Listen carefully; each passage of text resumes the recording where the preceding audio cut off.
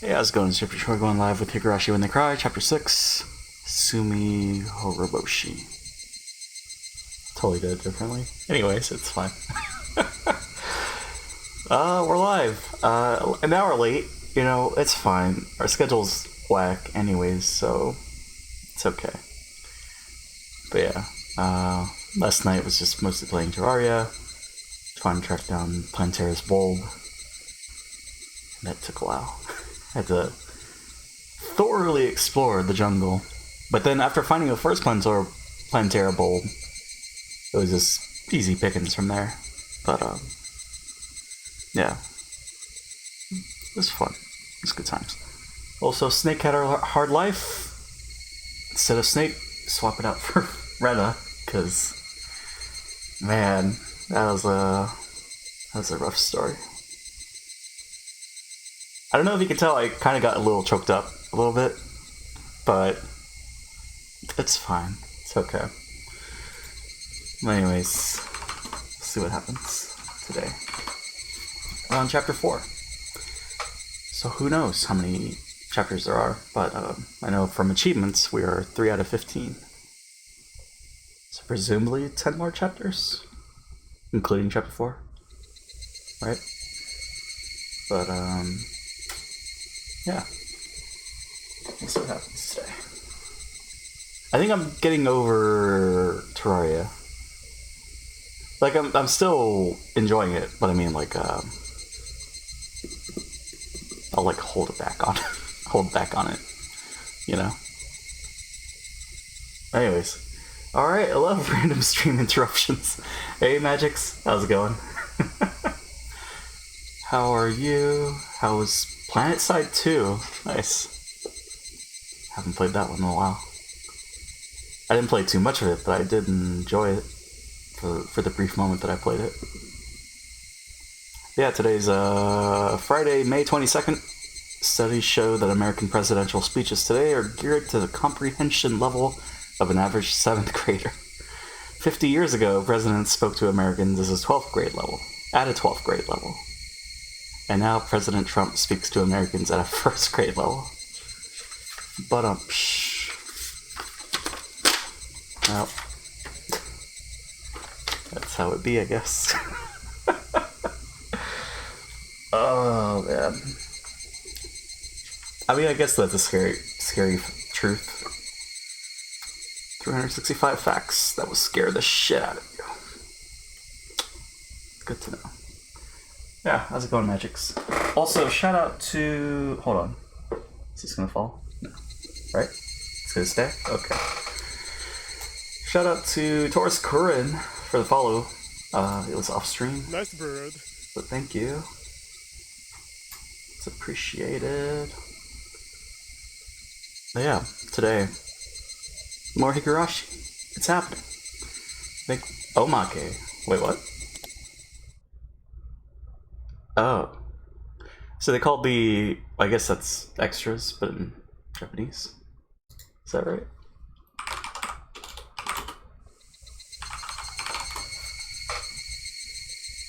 It means extra in Japanese. Okay. So why is this the one where they have that not translated? Or keep it as omake? Or omake? Omake, right? I don't know. That's weird. It's strange. It baffles me. But anyways, we're fine. Let's go ahead and continue. We didn't wait the 2 hours, so we're not congested, so maybe we'll be fine. We'll be okay with reading. And also, it's raining. And then there's that. Hold on, let me take a sip of my drink first. Also, we got a new playlist for the BRBs, in case there's silence when we happen to take a BRB. So, hope everyone enjoys it. I mean, I'm looking forward to it. It's an oldie. Hey, good morning, Rena. You're late today. Haha, you're just early today, Keiichi-kun. Not trying to put aside the fact that I'm always late, but it feels good to defeat you once in a while. How? I slept in this morning. She did stay up late. I couldn't sleep last night. Oh, you too? Same here. I was still feeling yesterday's uproar. It took me a long time to go to sleep. Right, it's Monday now. Right. Yesterday I had a lot of fun with my friends and went home still riding that high. I was too full to eat dinner. Kept talking with my parents about the great time I had over the past few days. I was making sure that with the thing on the door. Anyways, I was so pumped up that I couldn't go to sleep. Kinda sounds like I'm a little kid. But given that Rena seemed to be the same way, I felt better about it. No, I felt better isn't the right way of phrasing it. I should say I'm glad to know that we shared the same feeling. Rena went treasure hunting after I left. I'm sure she found many adorable things. Went home and talked with her parents about how great the day was. Nope. Hey, Mi-chan. Good morning. Oh, you're here early. Better watch out for the pigs falling from the sky. I know I usually make you wait for me, but do you really have to say it like that? Haha, Keiichi-kun was unusually early this morning. Today is full of miracles. You're one to talk yourself. It's gonna be another happy day today. I had fun the day before yesterday. I had fun yesterday. So I'm gonna have fun today today for sure. I'm happy, and Mion is happy too. Of course, Rena and my other friends are equally happy. Not afraid to say it, and I wish these happy days would last forever. Is something unhappy gonna happen today? Hey Mion, what are we playing today? What, for club? I don't know yet. Rena, do you have any ideas? Let's see. I've been playing athletic games for the past few days, so I'd say something not athletic. You're right. That's a very good point. Our club is not only about athletic performance, is it? Of course it's not. Our club members have to have brains, skill, and brawn to boot. So, why don't we play some tabletop games today? Play some coup? Everybody was early this morning. We could enjoy our walk to school for once. After a while, we started talking about the upcoming festival. They told me that the festival is called Watanagashi and that it's the biggest event of the year in Hinamizawa. Yesterday, my relatives gathered at my house in Okonomiya. They started talking about you, Kei-chan. What? Me? What do the great people of the Sonozaki family talk about? Well, my uncle Yoshiro is the store manager of Angel Mart, and he saw your performance yesterday. He really likes you now. Aw. So I started asking the others if they had heard of you, and I found out that most of them did. They said you're famous in Hinamizawa. Famous? Doesn't sound like they meant it in a good way. Probably more infamous to them because of the punishments he made me do. It's not only that. They said that you blend in well, that you're full of energy, and that you're a little bit reckless. They said it's rare for a young man in this era to have all those qualities. They were very impressed with you. I felt a bit embarrassed to know that people I haven't even met were speaking well of me. And so, they want you to do something at the Watanagashi Festival. You like to draw people's attention, don't you? Hey, don't assume things and don't decide anything without me. Don't you know I'm a quiet, lonely guy who loves to be alone? Haha, lonely guy? You mean Cherry Boy, don't you? Cherry Boy? What's a Cherry Boy? Oh, Keiichi-kun, what does Cherry Boy mean? Whoa! Stop talking about nasty things! Ladies don't talk about things like that. We really were still feeling the after effects of yesterday. Mion and I made a lot of noise teasing each other on the way to school. Rena watched us and laughed happily. Satoko and Rika-chan were already there when we arrived at school. They were also full of energy. Tomita-kun and Okumura-kun were too. From that, I could tell that they also had a good time yesterday. No, I'm definitely congested. I mean, what time is it? 7:40? Yeah, it's like an hour. Should wait another hour. Oh well, that's fine. We're here now. Everybody has been having a good time, really. In Hinamizawa, everybody is happy. Then the music goes away and then it's sad. Hasn't even been a year yet since I moved here, but... What is it? Well, I'm just glad that I moved here. That's Rena talking, right? Or no, it's Keiichi, right? Hahaha. What's wrong, Kei-chan? You're being sentimental. I understand. I understand exactly how you feel. You feel like everything is perfect. They've become happy since you moved to Namazawa. I think this village has some kind of power to make people feel that way. Are you happy, Rena? Yes. I'm happy every day here in Namazawa. Man, poor Rena. Yeah, me too. Hey, don't leave this old man out in the cold. Let me in on the conversation too. The sky was clear and a few thin clouds were pure white. The cry of the cicadas was telling me that summer would be coming earlier than usual. The Tanagashi is just around the corner. I'm sure we'll have great fun at the festival too. There will be more and more fun days to come, I'm sure of it. Summer is just around the corner. Are they fast forwarding? What's going on?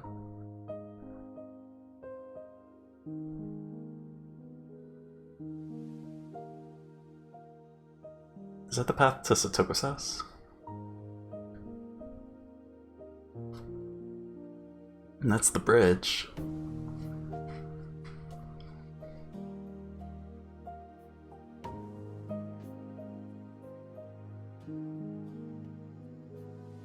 That's... What's going on?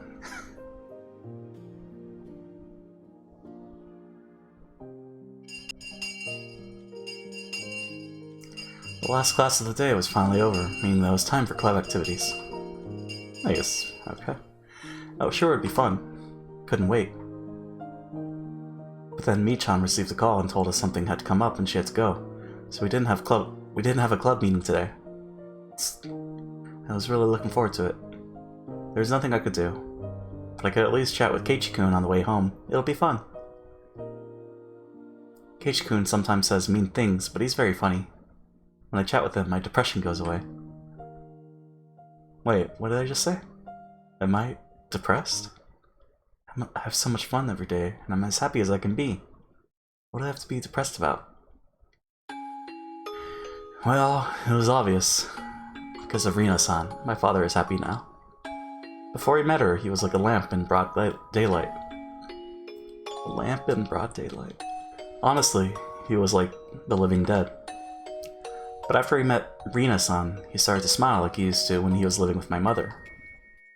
He enjoyed talking with her, and started going out with her. You could probably say they went on dates. Now he looks 20 years younger. Rina-san gets along with my father very well, and she's very kind to me too. There's actually no reason for me to hate her. But the bitter memories of my parents' divorce, and my many regrets were gradually eating away at my heart. Is it okay to accept that woman? Rina-san might be the same as how Uncle Hakahito turned out to be.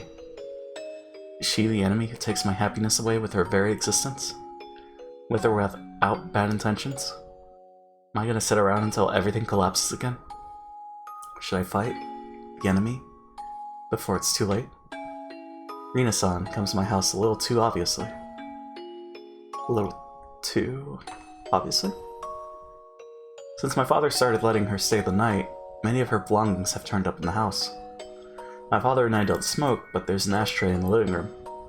The futon in her guest room is hers now. In the bathroom there's a toothbrush, and shampoo I'd never choose to buy. I started to feel awkward about those things. That's when I started noticing it at the front door when I came home from school. Her perfume. I asked my father once if he was thinking about getting married to Rina-san. He looked a little embarrassed, perplexed, and confused. He told me, not yet. Huh. He knew I was hurt by the divorce. That's probably why he couldn't admit that he wanted to remarry. That's why he said not yet. He'd consider it, but not while I was still living with him.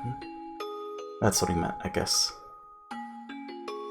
There's only one reason why I don't want him to get remarried to Rina-san. I feel offended that my sanctum, my family, is being invaded. Might be being selfish, though.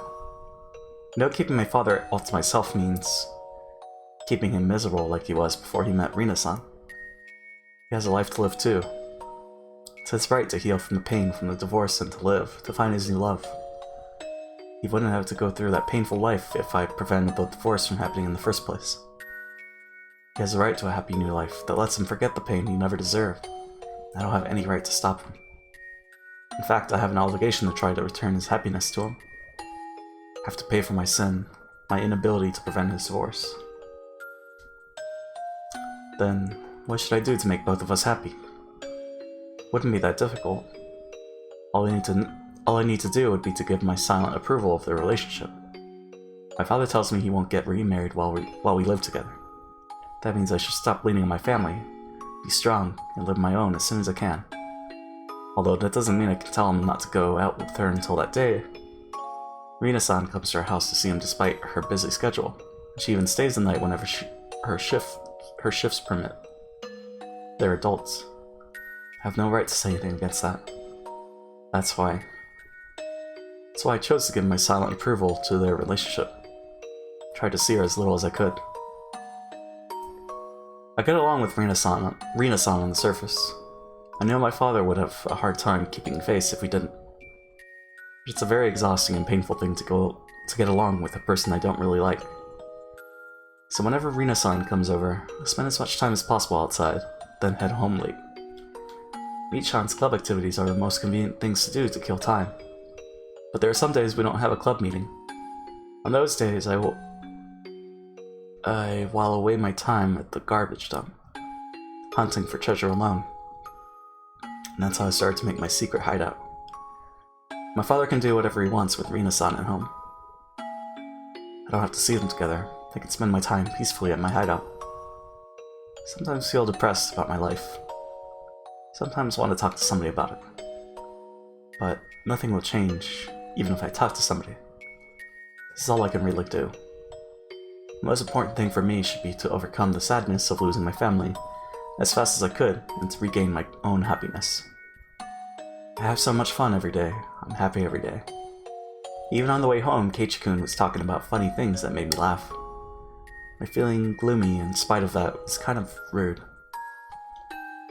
My father should be happy. I should be happy. I just feel sad because I still can't separate from my father. Compared to the unexpectedness of the divorce, Rina-san's invasion is a very slow process. I think Rina-san understands how I feel. She treats me very kindly, but she doesn't do more than that. I think she understands that I'd feel uncomfortable if she did. I respect Rika-chan, because she's strong even without her parents. Compared to the pain of losing both her parents unexpectedly, my problem is like nothing. I respect Satoko-chan's toughness too. She also lost her parents and was forced to live a painful life under her uncle and aunt. Compared to the cruel treatment she had to go through, my relationship with Rina-san is a blessed one. I keep feeling anxious. That's just because I'm still immature, because I feel like I'm not ready to separate from my father. I have to be strong like Rika-chan and Satoko-chan. I have to try my best to be happy. I'm gonna live with all my might, in order to regain the peace of mind that I lost that day. My assumption that I'm not happy is just a mistake. I should appreciate the wonderful days I spend with my wonderful friends. Just by realizing that I'm happy, the world shines so brightly. Listen, listen. It was just so cute, so I screamed, I'm taking it home with me. Bet you did. You're an expert at making the most out of every day. I am, aren't I? I feel very fortunate to have a wonderful life and wonderful friends. How could I be unhappy? You're right. In Hinamizawa, nobody becomes unhappy. Everybody stays happy. Hinamizawa is free from misfortunes. He should have stopped right there. But he just kept going. I'm jealous of you, Rena. Wish I could be an idiotic optimist like you. Damn. How? Sounds like you're insulting me. But if that's what I need to make every day wonderful, I wouldn't mind. Would I? I don't have any worries. I feel like I do, but that's just because I'm immature and still want my father's attention. Come on. Say the magical words. It'll cheer you up. How? Didn't make sense to say it now, but I was gonna say it anyway because it's my magical phrase that always cheers me up. How? You're taking it home with me. What's wrong with you? That's so like you, but still. That's right. This is me, Rena. Not Reina. Reina still wants her parents' attention. Rena is a goofy and carefree girl. She knows that every day is full of happiness, and she has the kind heart to appreciate it too. She forget about icky things. She'll live a wonderful life, free of anything icky. Icky starts with I. And that's why I got rid of the I in Reina. I'm Rena. I'm gonna recapture the happiness I lost when I left Hinamizawa. I will overcome any pain and hardship. I can be happy. Because I got rid of icky things. Icky things? I'm sure there are only incredible things waiting for me. Oh. Incredible starts with I too. It has another I too. I was almost home, and when my house appeared, I noticed something different there. Can't get rid of I. There was a truck parked in front of my house. There was nothing on the back of it, but I can tell it brought something here, because I saw some cardboard boxes, blankets, and ropes on the ground. From the front of the house, I heard voices of two young men saying, "Well, we'll be going now." So she's moved in. They passed me by as I walked towards the front door. They were wearing some kind of work uniforms. They looked like delivery people. My father was about to close the door when he noticed me. "Hey, I'm home. What's going on?" "Oh, Reina." Oh, he says Reina. Shit. "I have a surprise for you." My father looked to be in a good mood. Excuse me. Didn't know what he was, but whenever he smiled like that, I wanted to smile back at him. His eyes used to look like those of a dead fish, no matter how hard I tried to smile at him. But these days, he could put on a big smile just to surprise me. He's been literally coming back to life since a year ago when we moved back to Hinamizawa. No, since he started dating Rina-san. When I see him smile like this, I'm happy, but at the same time I feel confused because I don't know whether I should thank Rina-san or not. Look, doesn't it look great? He took me to the living room. He was probably expecting me to go all oh and ah, ooh and ah. So whether there was something in the living room or not, I was ready to go ooh and ah for him. Wow. What? What is this? Well, what did you do? Tried to sound excited and surprised. He was standing behind me, probably smiling with satisfaction at hearing my excited voice. I, on the other hand, was desperately trying to understand what was going on. For a moment, I thought I was in someone else's house. You see, the living room had been completely redecorated. The furniture we had was all basically from the former house in Ibaraki. My parents bought most of the furniture when they got married, so it was all old and a little dirty. Some of them still had crayon scribbles I drew when I was very little. But all of that was gone. Everything in the living room had turned a pastel color, looking very sophisticated like the rooms you'd seen in soap operas. The new carpet looked very tropical. The new curtains matched with the carpet. The new sofa looked very expensive. The living room in general looked like a resort hotel. The channel switcher of our old TV was broken, and we used to have to use pliers to change channels, but it was gone too, replaced by a new one with a big screen. The room's lights had also been replaced by nicer looking ones. The living room looked like a totally different world under the new fluorescent lights. This looks great, Dad. What made you do this? I said to get a fresh start. It's been a year since we moved here. I thought it was time for me to reboot and finally start a new life. I suggested redecorating the house once in order to cheer him up, but because he was still in pain after the divorce. But he wasn't interested at the time. He didn't want to get rid of the old furniture he had chosen with my mother because he still couldn't get over her, even though she cruelly broke up with him. I wanted to suggest it again when the time was right. Never thought he'd do it on his own initiative. That was a good idea. This beautiful living room makes me feel refreshed. I love it. I knew you would. Reina, you always wanted to have a rocking chair, didn't you? I haven't set it up yet, but look, I got it for you. Oh, Dad, thank you. This is mine, right? Right? Hey, this is for everybody. I understand, but I'm not gonna get off the chair once I sit on it. Ha ha ha ha. My father explained the details of his redecoration proudly. He told me that he only did the living room this time, but he's gonna redecorate all of the rooms. He sure had become more active. There are some parts about the redecoration I didn't like, but I still thought it was great, because it made him happy. I found the old furniture outside in the yard. Are you gonna throw them away? Yeah, I think we should. The delivery company is coming later to pick them up. Getting rid of the old furniture means putting an end to my mother. I hated the furniture because it smelled like my mother, and I tried to break everything once.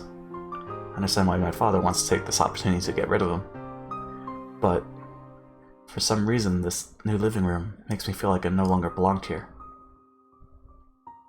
My father didn't choose the new furniture. Rina-san probably did. Most likely, my father and Rina-san decided to redecorate the living room and went to a furniture store to buy everything. Try to think positively. The reason why my father didn't tell me about the redecoration was because he wanted to surprise me. No, my father never really considers things like that deeply. So I suppose he didn't tell me because he just didn't think he needs to tell me. I'm sure he didn't redecorate the living room to make me feel like I was no longer welcome. Don't be negative, Rena. My father didn't have any bad intentions. He doesn't want to get rid of me. He doesn't think the reason he can't get he doesn't think I'm the reason he can't get remarried. And yet, why did I feel sad looking at the old furniture in the yard? Why did I feel like I didn't belong? I realized the reason right away. That reason was me. To him, wanting to have a fresh start by getting rid of the things that remind him of my mother might be an indication of his unconscious desire to get rid of her daughter. My father doesn't really consider things deeply, so I might not be thinking that I'm the reason he can't get remarried. But he understands that he can't get remarried while we live together. By staying with him, I'm torturing my father. It's my fault that he had to get a divorce. So I have to support him, to help recapture his happiness. Couldn't just keep him all to myself. I have to start thinking about living on my own. I don't need to go to university. I should think about getting a job. But who would hire an uneducated girl like me? Even if somebody did hire me, I wouldn't be able to earn enough money to live on my own. Maybe I should think about working at a hostess club, like Rina-san does. People only choose the jobs they can. A girl like me doesn't have a lot of choices. Not a lot of companies would hire me or pay the amount of money that I need to live on my own. But, come to think of it, where's the place where I belong? Whenever I end up feeling like this, I miss my secret hideout in the trash piles. I love to get under my blanket and feel the warmth on a cold night. The hideout gets hot and humid during the day and very cold at night. It's not a comfortable place to spend time in. But it might be the place where I can relax the most, more than I can at my house. No, I shouldn't think like this. I shouldn't think that my house has been invaded by Rina-san. I should thank her for making my father happy. Rina-san isn't trying to kick me out of the house. She's trying to get along with me. But I'm not opening my heart to her. I'm the bad one. I'm the bad one. And I'm blessed. I'm blessed. Satoshi-kun and his aunt didn't get along at all, and she abused him for a long time. Compared to him, my situation is a lot easier. Stoko-chan and Rika-chan lost their parents, and they live together now. They've been through very hard times. On the other hand, I still live with my father. I should feel blessed. I shouldn't think I'm unhappy just because of these things. I am happy. I am blessed. The trouble with me is that I still can't admit that I'm happy. My father kept talking proudly about the redecoration. I nodded at him with a big smile and let him keep at it. Oh, I almost forgot. Reina, can I ask you a favor?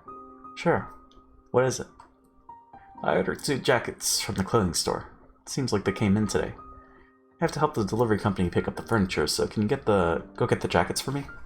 Sure. Which store is it? Wonder what kind of jackets you got. Can't wait to see them.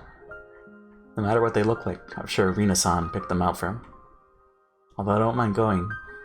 I'd rather go to a store than listen to his stories about the redecoration of our living room. I got the receipt, asked him where the store is, changed my clothes, and left the house. Hold on.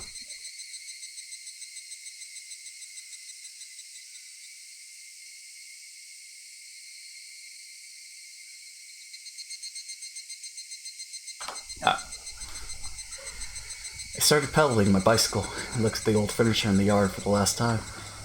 They used to be the object of my hatred, but for some reason they now made me feel sentimental. Is it because I still regret the loss of my mother, even though I hate her? I couldn't let poisonous emotions take over my heart. I understood that in my mind, but I just couldn't get rid of that feeling. The old furniture wasn't the only stuff that was kicked out of the house. There was also a lot of junk that I brought home from the landfill. My father was probably going to throw that away too. He doesn't like the junk I collect. I'll probably let the delivery company take it all together with the old furniture.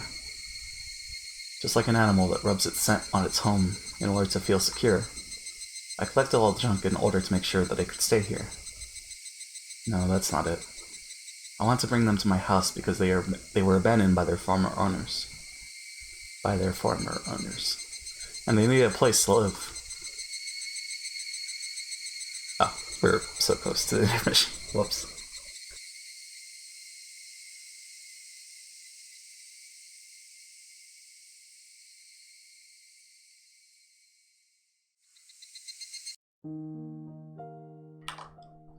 The store where my father ordered the jackets from is a fancy boutique. It's hard to believe my father would shop at a store like this on his own.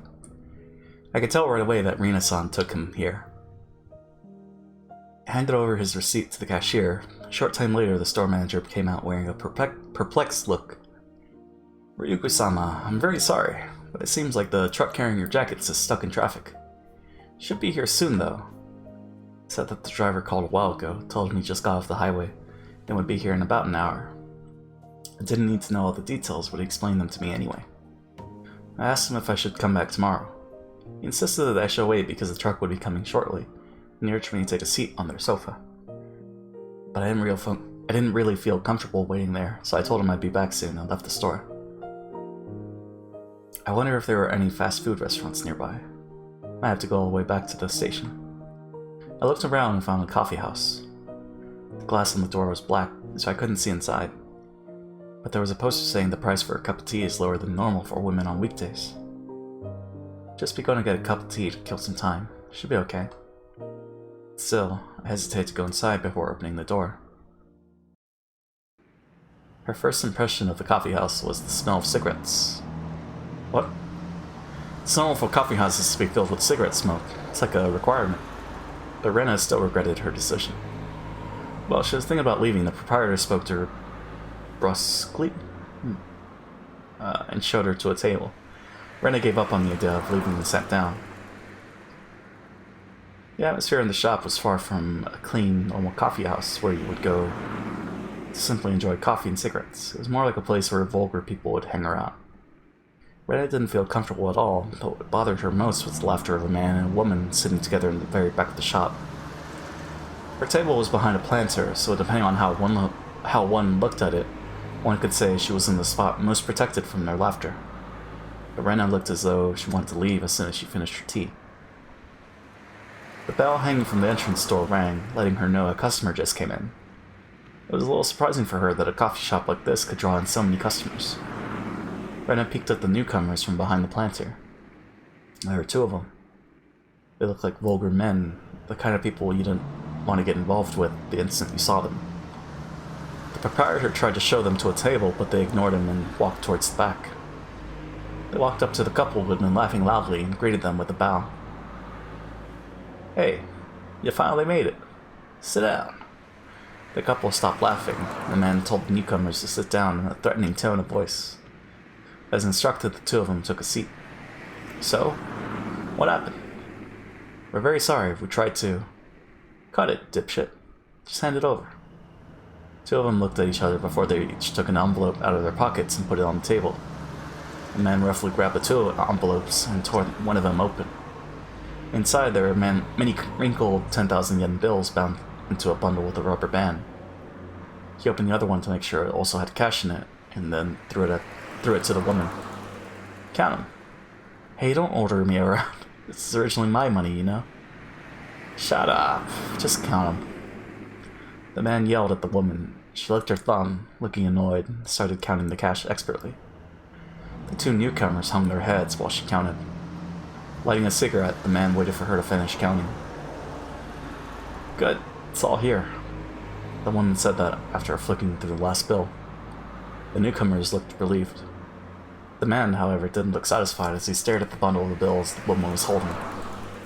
Ritsuko, how much is there? What? Told you it's all here. I'm asking you, how much is that? I told you, all the money I lent them. No, legit. I'm asking you if they paid you the interest. The man and Ritsuko yelled at each other. Even though they were making all that noise, the other customers acted like they didn't hear anything. Hey boys, there's only 2 mil in here. What's going on? The two of them were trying to find some excuses to make. It seemed like this behavior had touched the man's nerves, and as he started looking furious. The fuck is this? Ask you what's going on. You better stop talking. This angry voice echoed through the shop. He hit the table hard and dropped a glass on the floor. The noise thickened the tension in the atmosphere. Well, we're very sorry. Being sorry doesn't give her the interest, does it? I don't mind calling the police to solve our problem, you know? Please don't. Two newcomers must have been in an extremely vulnerable position. They bowed so deeply that their foreheads almost touched a table. I called y'all here because I thought you wouldn't want me to involve the police. But then you act like you don't fucking care? I'm sorry. We're very sorry. Well, you could pity them. The newcomers looked as vulgar as the man threatening them, making it hard to decide whether you should feel sorry for them or not. After a while, Ritsuko opened her mouth as if to offer them help. There it is. Tekon. Tekon? Techon? Don't be so mean to them. Techon? I'm sorry. My guy gets mad easily when money's involved. You don't have to add the money part. I'm getting ticked because they're bitching at you. Jeez, saying those stupid things won't get you anything. The man pulled Ritsuko roughly into his arms and frantically kissed her lips without caring about the other customers. Their kiss wasn't like the lovely ones that normal couples share. It looked obscene instead. He let her lips go to take a breath. He kissed them again, repeated that for a while. Gross. After a while, he finally got bored of kissing and let her go. He gets really mad when it comes to me, too. Wait, did I ever see her? Did not. But there it is. Should also look at Techon's. He gets really mad when it comes to me too. He's impossible. Impossible? Oh, there he is.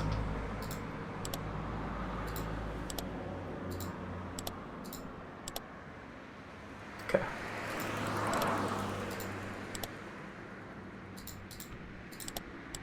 So what?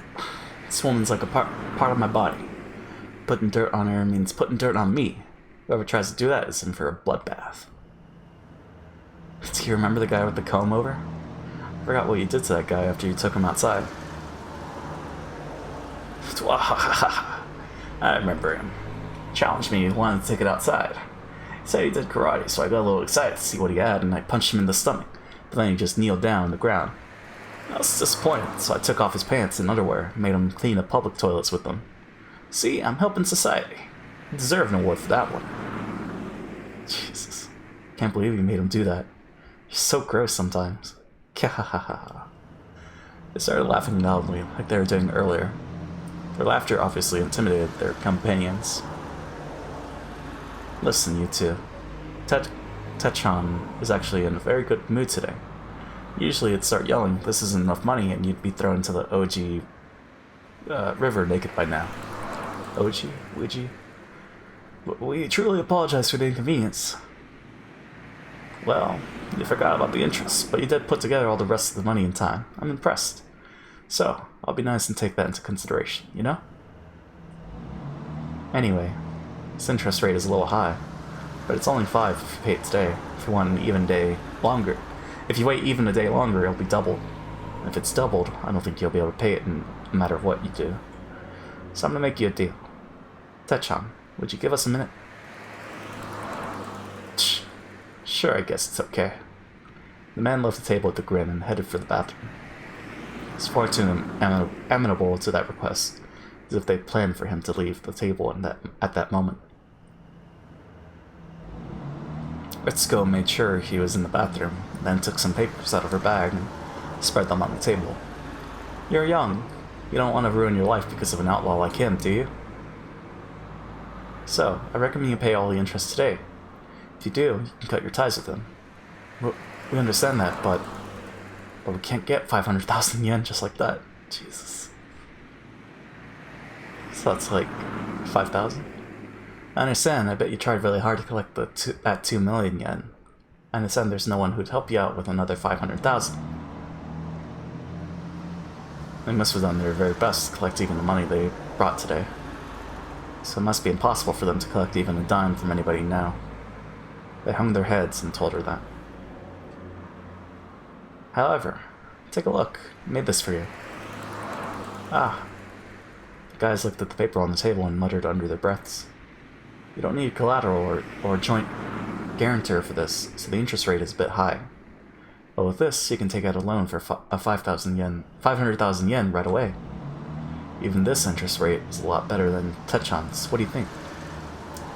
It'd be easy for anyone to guess what Ritsuko is trying to force them to do. If you show him this with your signature on it, I'm sure he'll let you off. It's your choice, though. If you need a pen, you can use mine. Here. They read the small print on the documents and were stunned by the outrageous interest rate. Ritsuko didn't force them to do anything. She just looked out the window and smoked her cigarette. After a while, the man returned from the bathroom. Hey, did you come to an agreement? They looked at him, steeled themselves, and took the pen. They're going to borrow money to pay your interest. It's only 500,000 yen, so they can pay their debt soon if they work really hard. That's great. I'm impressed. Men get tougher when they have something burdening them. They must have planned this from the very beginning. The man and Ritsuko got what they wanted and grinned at each other. There were many things to fill out on the documents, and it was taking them a long time. The man and Ritsuko, already knowing that, started talking amongst themselves. Ritsuko, how's your husband Namazawa doing? What? It's not my husband. What's going on with him? I heard he has a lot of money. How much do you think you can squeeze out of him? Well, you'll be so surprised. Heard his ex-wife gave him a settlement when they divorced, right? But I just found out that she gave him a lot. How much is a lot? He has about 50 million yen in the bank? He's a big spender. Wow, that's real big. So how much do you think you can squeeze out of him? He has a big crush on me. He buys me anything I want, anything. He's not cheap like you. You might get serious about him. I don't think so. Your body won't be satisfied with anyone but me. Stop it, not here. So, what's the plan? Thinking about telling him I need some money to get rid of my ex-boyfriend. How much are you gonna ask him for? She whispers into his ear. You're a scary woman. Let me know if you need an actor for your play. I'll be your scary ex-boyfriend.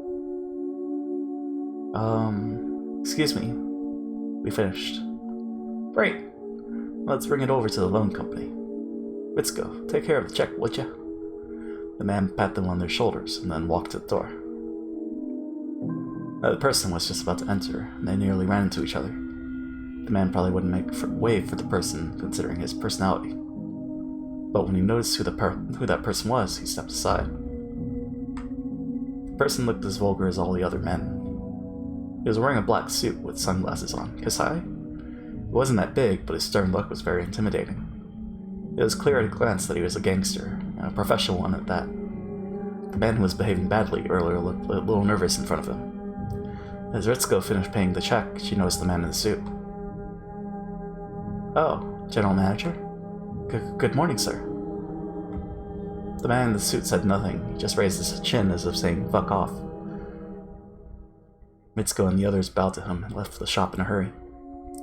The proprietor noticed the man in the suit, also greeting with a bow. Who could he have been? He appeared sedate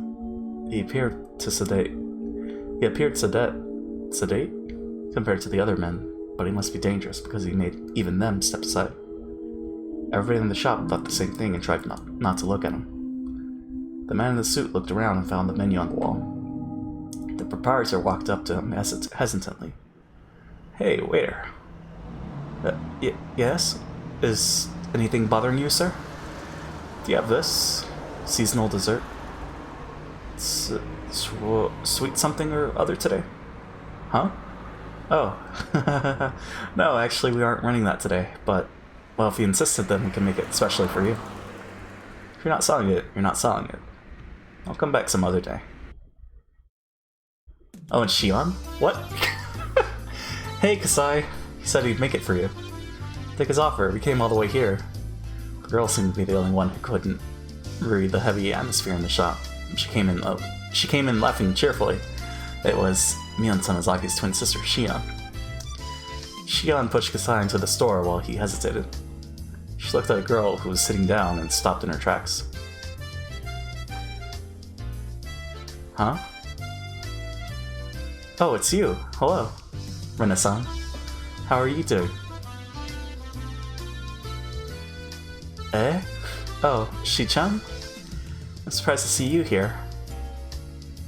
Huh? Are you here by yourself? You waiting for someone? Is it my sis? Maybe could it be Kei-chan? Shi-chan. Who is this? Hmm? Are you talking about Kasai here? He's like my bodyguard. He'll protect me when my life is in danger, won't you? I'll give my life for your sake, if that's what you want me to do. Wow. Kasai, if you were 20 years younger, I might have fallen for you. He looks scary, but he's a very funny guy. This is Rena Ryugu-san. She's Sis's friend. My name is Kasai. Nice to meet you. Kasai-san, do you know the people who just walked past you? Kasai nodded, indicating that he was familiar with them. Who are they? Never seen them before. The man is Teppei Hojo. Yep. Skunk of a human being.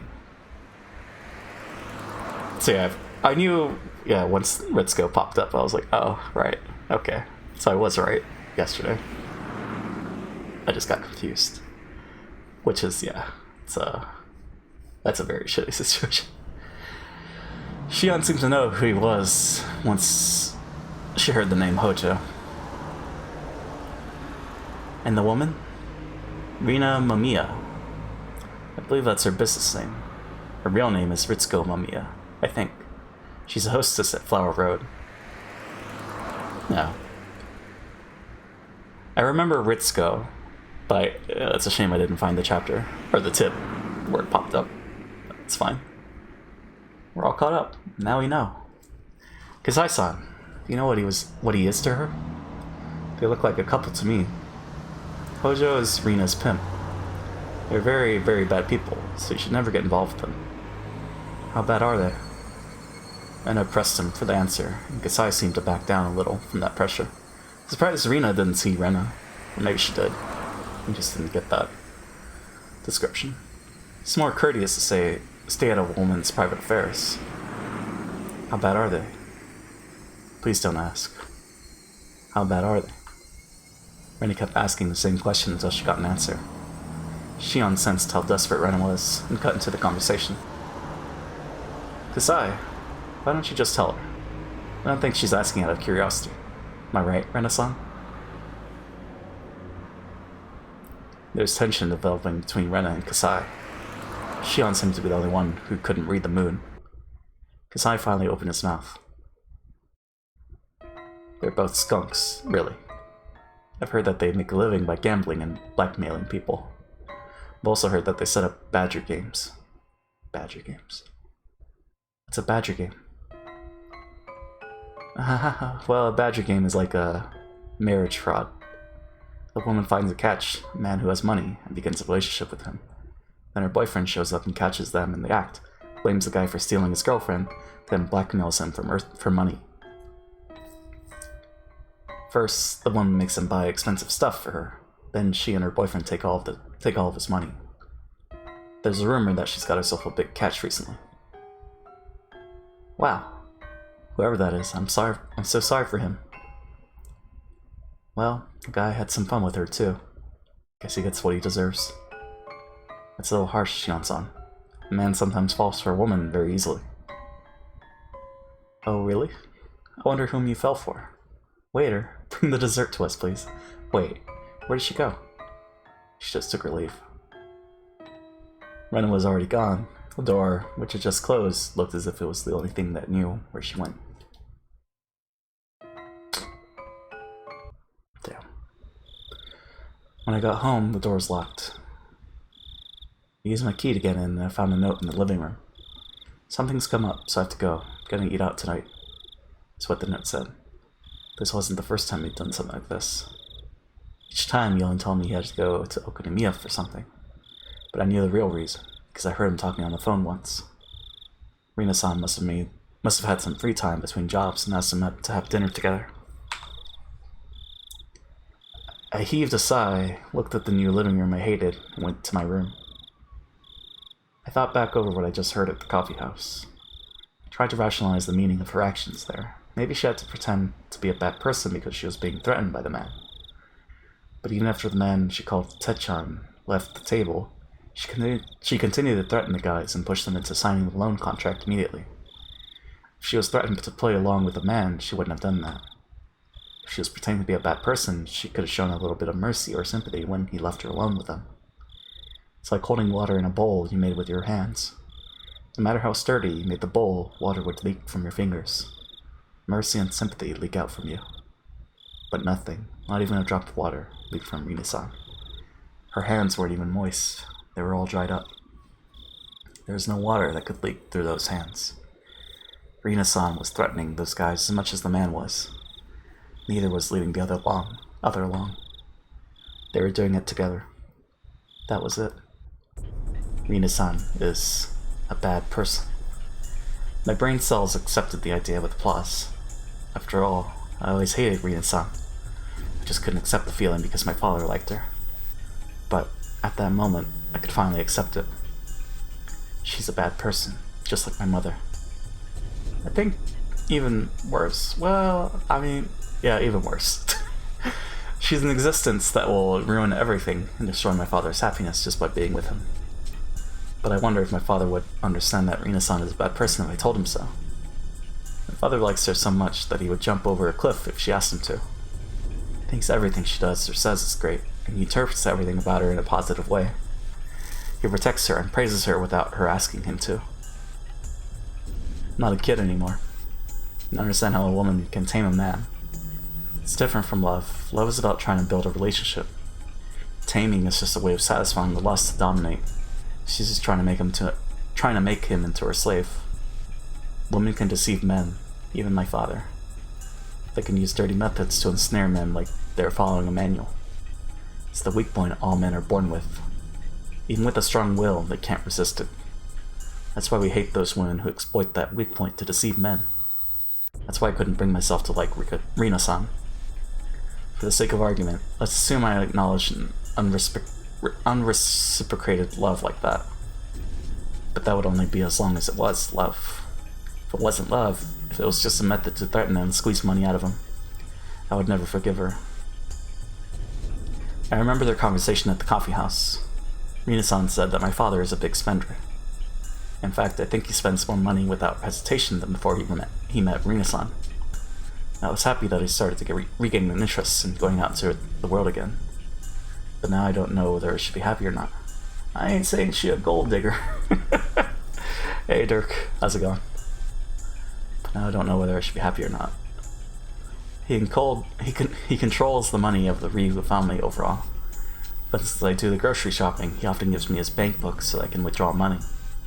Because of that, I know where he keeps his bank book, his personal seal, and other important stuff.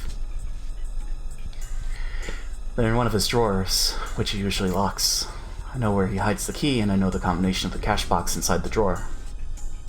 Might be coming back soon, so I felt a little nervous. But I had to make sure. By the way, the time you might have seen Ritsuko's name is in Chapter 3, but you'll see a more detailed tip about it in Chapter 7. Gotcha. Right, yeah, because I remember Ritsuko.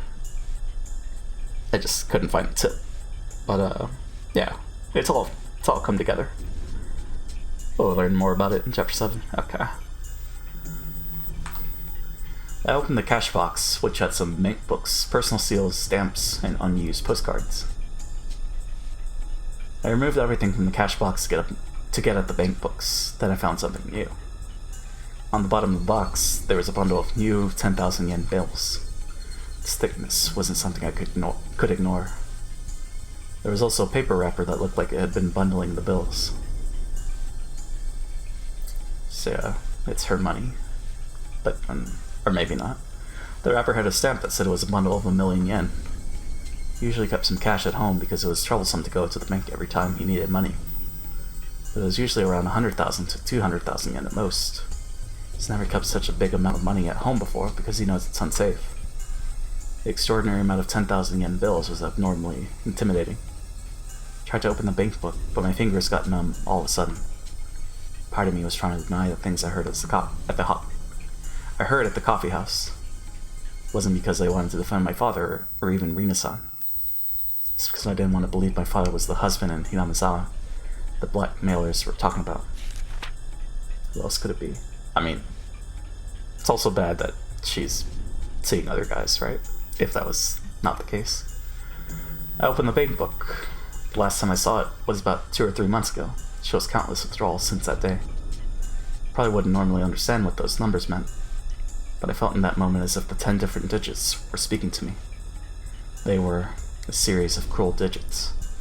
It starts with some understandable expenses that I assume represent dinners or something, but then the amount of money starts to become nice round numbers, like a 5 or a 10. I could tell by looking at the dates he withdrew money that he wanted to have a certain amount of cash on hand when he went out with Rina-san. Among those expenses, a big number appeared all of a sudden. It was too much money to spend on a date. Hundreds of thousands of yen. I looked at the date of the withdrawal and I traced it back in my memory. I remembered, around that time, Rina-san was talking about moving to a new apartment. I know the market rate of rental apartments in Okinawa. You need to put down 2 safety deposits and 2 payments of key money in order to rent an apartment. That amount of withdrawal sounded reasonable now. He paid the whole down payment for our new apartment. Damn. After that, big numbers appeared one after another. I could tell they were for congratulatory gifts for her new apartment or something. The numbers got bigger and bigger. Looked like at first he was withdrawing only the amount of money he needed, but then he started withdrawing big amounts all at once because he knew he was going to use it someday anyway. The change meant only one thing. He lost a sense of the value of money. The balance kept going down, and I started feeling anxious about what's going to happen if he continued spending money like that. But then I saw a deposit of a big amount of money into the account. Where did that money come from? There was only one thing I could think of. I opened the other bank book. It was easy, like a puzzle for kids. It was like playing with an easy jigsaw puzzle that comes with huge pieces that you don't even have to put together to see what the whole picture looks like. My father was using money from his time deposit. In other words, the settlement my mother paid my father when she divorced him. To him, it's cursed money. I don't understand if he wants to use it to get a new love. But that was just an excuse to use the money from his time deposits. Money is money. Even though it's his divorce alimony, it's still important money for our future. Even though it's cursed money to him, that doesn't mean he can waste it. Big expenses start appearing one after another. There are many expenses, upwards of 6 digits. For some reason, I could immediately tell they were for buying electric appliances and furniture. He must have been buying everything she asked him to. If from the beginning Rina-san was only seeing to check if he could end up being a big catch, she must have been trying to find out how much money she could squeeze out of him.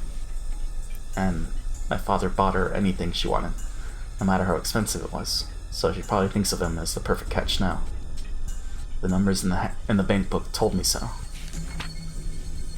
The simple numbers and dates on the bank book had started talking to me. Around the time he started withdrawing big amounts of money, Rina-san started coming to the house more often, and she also started spending the night. To Rina-san, my father was at first just a guy who spends big money, but around that time, she landed her big catch. My father used to refer to her as my friend in Okadamiya at first, but he started referring to her as Rina-san around that time. This is partially his fault, but he was betrayed by his beloved wife, and he was feeling hurt and down for a long time. It's also partially my fault. That's why I didn't want to blame him. And he's not that good looking either. Damn. There's no way he's immune to women. He must have not been able to resist an attractive lady who aggressively approached him when he was feeling down. It's crazy about Rina-san. He can see nothing other than her. Can't blame him, because Rina-san trained him to be that way.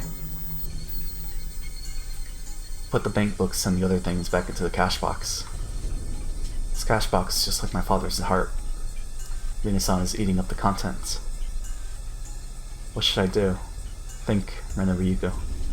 Should I tell him about Rina-san's scheme? No, that probably wouldn't do anything. The whole point of taming an animal is that it won't run away from its owner even when the door is wide open. My father probably won't leave his cage even if I open the door. Should I confront Rina-san about her plot when he's with her? The results would be the same. Rina-san would run behind his back. He'd probably try to protect her. If she pressed her breasts against his back, he'd protect her no matter what. I couldn't make this a problem between me and him. First of all, I was trying to get rid of Rina-san for his sake. If we got mad at each other, it would give the advantage to Rina-san. It would be like I was putting myself into her trap. Then that meant I couldn't make him do anything. If I couldn't make him break up with Rina-san, I'd have to talk to Rina-san directly. So, instead of making my father fight, I'd have to fight in his place. But how? That guy, Kasai-san, who was with Shi-chan today, seemed to know the man Rina-san was with. I wonder if I can somehow meet him again. Looks scary, but I was introduced to him as a friend of Mi-chan. Mi-chan has a lot of power around here. There's no way he would treat me badly. I wonder if he could tell Rina-san and the man to back off from my father. That helped me a lot. But I didn't know how I could meet him again. I could ask Mi-chan for help, but I don't want her to know about my situation. This is the problem with the Ryugo family. This is nobody's business but mine. Yeah, this is the battle that I have to fight alone. I regretted my parents' divorce. I wept about the tragedy. I could have prevented if I had tried. I wasn't going to weep this time. I wasn't going to let the chance slip away. This time, I would fight for my happiness. Damn.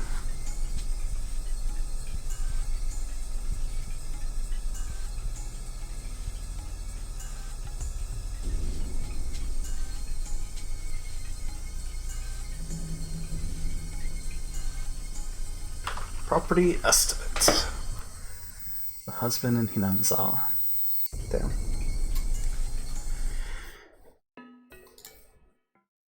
It's been very enjoyable. It's just rough. Dear Ritsuko Mamiya-sama, Executive Housing Corporation. Attached estimate.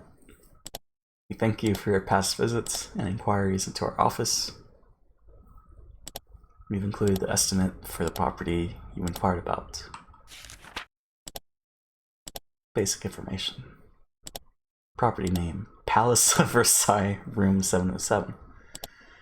Property code, 14M1421.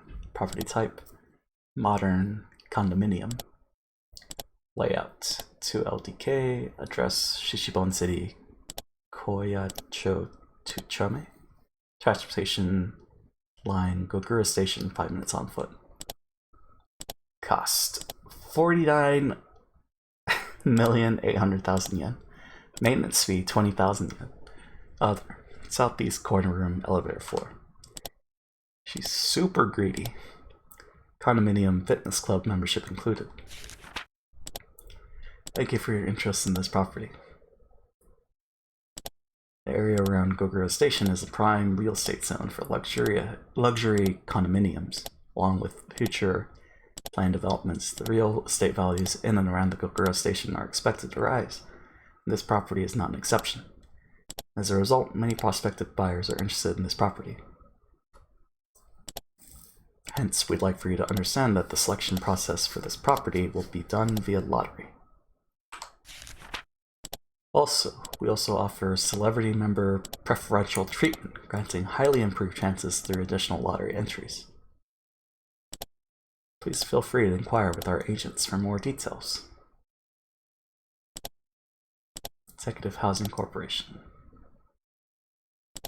Celebrity Account Manager, Kawabata. Kawabata? Well, is she a celebrity though?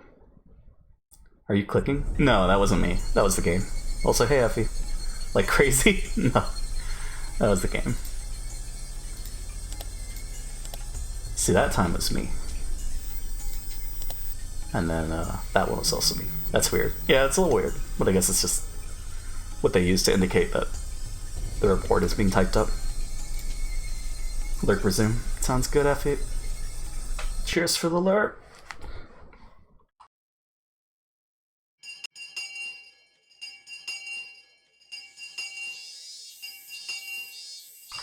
Oh, you're talking about Kasai-san.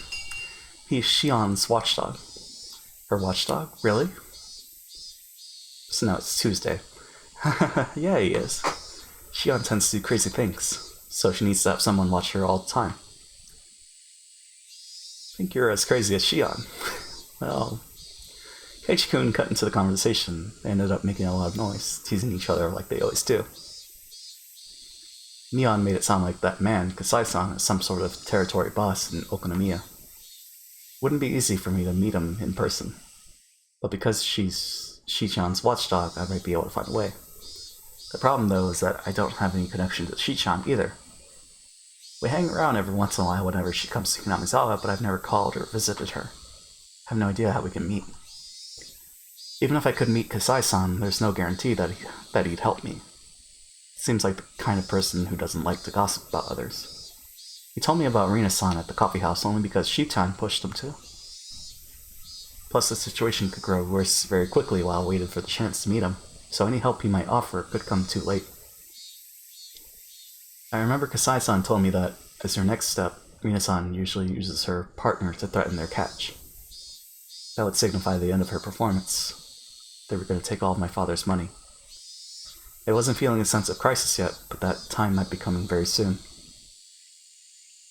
Even as I was at school, taking a class peacefully, that man might already be at the house right at this moment, threatening my father to hand over his bank books.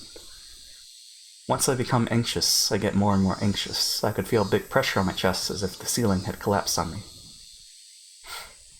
Man, I'm so bored. My life is too peaceful. Keiichi-kun talks to me, yawning. Is that so bad? Love to have a peaceful life that bored me. I don't. I wish some kind of big event would happen, like aliens come to attack us or something. Not saying I'd like to have something like that every week, but at least at the end of every month or so. Oh, that doesn't include our monthly test. If aliens really did come, destroyed the Earth, and burned all of Hinamizawa, would you be satisfied? Would you? No, that's not what I mean. I'm just saying that I want for some kind of excitement because I'm so bored. He had no idea of what I've been going through. Of course, that's why he says that. But I was still irritated by his insensitivity. I couldn't understand why he wouldn't be satisfied with such a peaceful life. He never has to doubt that today and tomorrow will be as fun as yesterday. I was all too aware that boring and peaceful days could be destroyed all of a sudden. I knew that boring and peaceful days could come to an end all of a sudden because your mom wanted to divorce your dad. I knew that you could feel like you didn't belong anywhere in your own house because your dad had gotten a new girlfriend. Even so, you had to repeat the same kind of day over and over again. That's why I want to live every day happily, in order to be prepared when the world comes to its end. I'm jealous of you, you know? You look so happy all the time. Wish I had that kind of skill. You're jealous of me? Huh. How do you do it? How do you live every day not being bored, but being happy? It really is a skill. I'd love to learn how. That's easy. All you need to do is to realize. Realize what? That real eyes realize... Realize? Was that what it was? There's no way he could realize it. And it was probably better that he didn't, because that meant he was truly happy. And so it begins, JP! My 3-day weekend is here! So now begins the regussification of my apartment arrangement to incorporate the new desk that was soon put together. Nice. Well, 3-day weekend. That's not bad. Hope you have fun building the desk. So you got it into your house, right? Or place of residence. So now it's just like super heavy, right? Yeah, good luck with that. You just need to realize that your happy days will one day come to an end. Wow.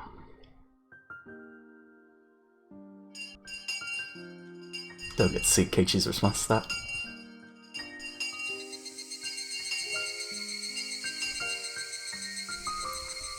The three of us walked home from school like we always did. Ni-chan said goodbye to us at the corner of the street where she took her separate way home. She walked away, waving, but I chased after her.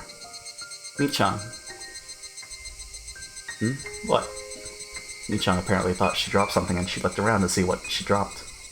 I took the pieces out of the box, but I needed to move some stuff and rearrange it where the old desk would go first before I built the new one. Gotcha. Yeah, we had to do that when we got the new bed. I think the next thing that we're gonna get is new desk, because yeah, this one's gonna fall apart anytime soon. But I'll have to wait for a bit. Take the opportunity to clean the apartment along the way. Nice. That'd be fun. Some spring cleaning, summer cleaning. Be good. But yeah, have fun, Gus.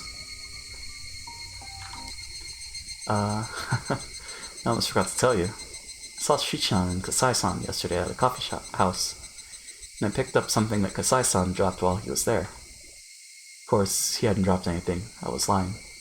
If I could meet him, I'd just show him whatever. Tell him I thought it was his, and apologize for my mistake. It's a weekend event. It's gonna be fun. Speaking of cleaning, yeah, let's clean shelves. All these Game Informer magazines. Should probably get rid of them. I forget. I think it's like from like 2000. It's gotta be like 2007 to like 2013, maybe. Thereabouts. It's a good number of years, good number of issues. Anyways. Oh, well, thank you then. I'll send it over to him in that case. I'd like to give it back to him in person. Eh? Ni-chan looked surprised. I couldn't blame her. I met him only once. It's weird to want to give something back in person to someone you barely know. Well, that's alright, but why? How? He had this cute beard and this cute sunglasses. I'm so crazy about cute things. How could I fudge my true intentions with my cute mode? Tried it anyway. Ni-chan usually takes words at their face value, and indeed, she seemed to buy it. Please don't pull out his beard and take it home with you. So, do you think I can meet him? Well, I have no idea if he's busy or not. I'll ask him when he's coming to Hinamizawa next. I need to know when as soon as possible. Of course, I wasn't going to say I wanted to meet him today, but at least tomorrow or the day after tomorrow. What are you guys doing? Foo. It seems like Rena found a new love. No. How? Really? How interesting. I want to hear about it too. I didn't want her to leave it up in the air, so I told her, I think I should give it back to him as soon as possible. I'm sure he's looking for it too. Ni-chan said, okay, twice, and walked away, waving.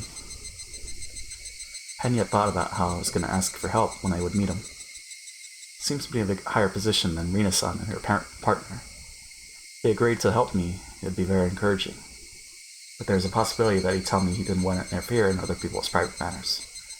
He could say the whole thing was another love triangle between a father, his daughter, and his lover. Bye, Rina. See you tomorrow. Yeah, see you tomorrow. I said goodbye to Keiichi-kun and walked home alone. After Keiichi-kun was gone, everything went quiet and my head became clear.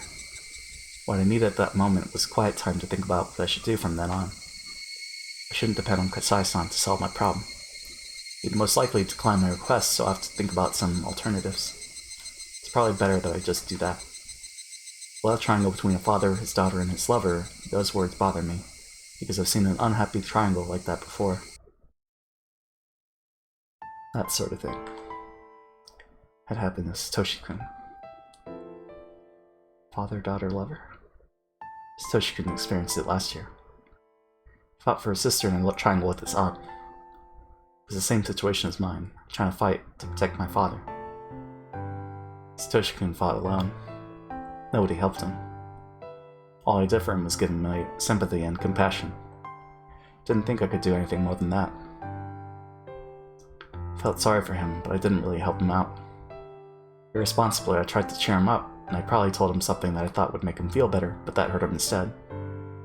I recently realized how much I hurt him with my insensitivity, because Keiichi just hurt me the same way.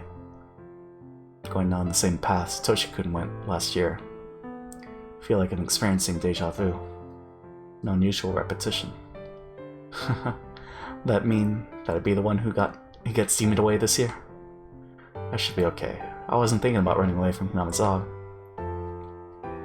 Was I? I wasn't thinking about running away from Hinamizawa, but I thought about running away from my home many times. That's why I made the place I could escape to in the garbage dump. That dump happened to be in Hinamizawa. But what if it wasn't?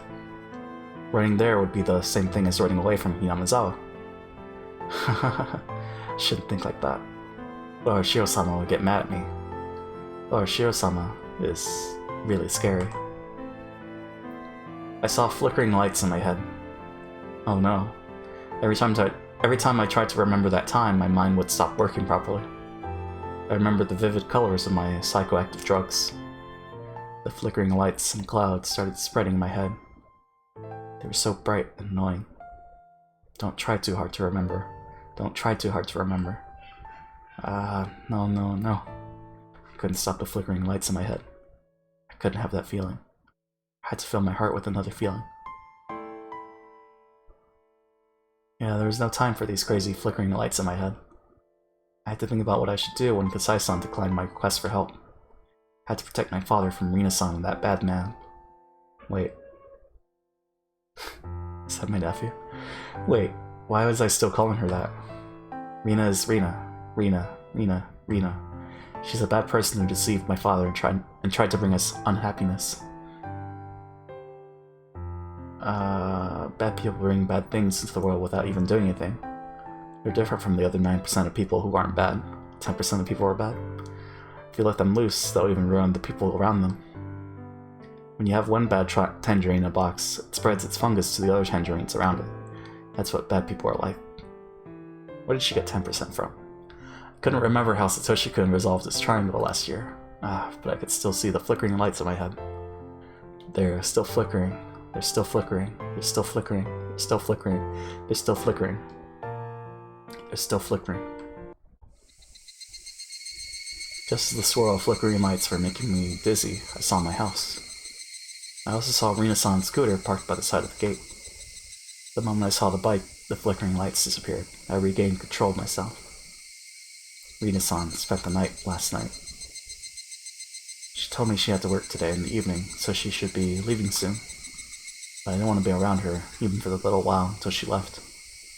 I said, "I'm home," real loud, rushed into the house, pretending that my friends were waiting outside, and rushed out of the house. But Rina-san stopped me. "Hey, Rina-chan, you're home." Hello. This is the first time I thought Rina-san's smile was ugly. I only stood to reason. I realized the scheme she was hiding behind the smile. "Your father and I went to Gogura for lunch today. There's a restaurant there that makes delicious Indian curry." My father poked his head out of the living room and he says, "I want to go there again next time we go. I really like that curry." I wondered if he meant with me next time or with me and her. Anyway, I hate it when Rina-san says your father. We bought you some curry home from the restaurant. Try it later. It's very good. Have you heard of that restaurant, Rina-chan? I didn't know the restaurant she was talking about. I saw it in a magazine. It's a new restaurant that just opened recently. I also remember that it was an expensive restaurant. The amount of money they spent on the take-home curry alone must have been enough to cover the cost of all our dinners for several nights. Since I was aware of what was in the bank books, it was hard for me to stay calm. I'm looking forward to it. Thank you so much, Rina-san. Rina-chan, your father and I would like to talk about something with you. I'm sorry, but my friends are waiting for me, so I have to go. Oh, I'm gonna go treasure hunting at the garbage dump again. You really like treasure hunting, huh? I'd like to go there sometime. Well, I've gotta go. Bye. Every time Rina-san moved her arms or head, the scent of her perfume struck my nostrils. I hate the smell of her perfume, so I couldn't stay there for a second longer. I rushed to the house and started running to get away from her perfume. The rubber band inside me, the one called Rena, was stretched all the way to its limit. Pretty sure I'd explode and go crazy if the rubber band broke. Didn't want to feel like that inside my own house. My house was supposed to be the place where I could open my heart freely. I ran away. I ran away from there. I ran farther and farther away from there because it was no longer a place I belonged. It's not that I had a destination in mind, I was just running away. I was running to escape to a place where I did belong. Didn't I decide to fight against that woman? Didn't I decide to fight against her either by myself or with my father? But then, once I saw her fake smile, a chill ran up my back. It was like I picked up a stone, found a carpet of bugs underneath it, and put it back on the ground in a hurry. I rushed to the house as fast as I could. Did I want to fight, or did I want to run away? Was I just choosing to spend a peaceful time at my hideout, believing that tomorrow would be the same as today? I couldn't do that. Didn't know when they'd spring their trap. Couldn't afford to waste any time. I knew that, deep down. I knew that, but I just wanted to run away. Couldn't stop myself from running away, and so I did run away. Times like this, the mattress in my hideout would feel so soft. That I knew. The cries of the Higurashi were soothing to the ears. They sounded as soft as my mattress. They were like music. They didn't force any feelings upon me. Cried as if to tell me to just be who I am. It was always so quiet here that I immediately noticed the purr of an engine coming closer. People used to come here and make a lot of noise during the dam conflict, but now nobody really comes here. This is a place forgotten. So, it was rare to see somebody come through here at all. I sat on the roof of an abandoned car and waited for the intruder to go away without looking their way. But the purr of the engine stopped. Not stupid. It stopped, I knew exactly who it had to be. I heard the person calling me, but I ignored it once. The person came closer, making it harder for me to ignore her. She called my name again. I turned around this time. Rina-san. Rina-chan, are you hard of hearing? Sorry, I guess I couldn't hear you because of the wind. She seemed to buy my poor excuse. She smiled and said, Yeah, it happens sometimes. Are you here alone? Where's your friend? I'm playing here alone. Well, it's rare for a girl your age to play alone. Rina-san stretched and looked across the huge garbage dump. Words. Can't believe people throw so much scrap out here.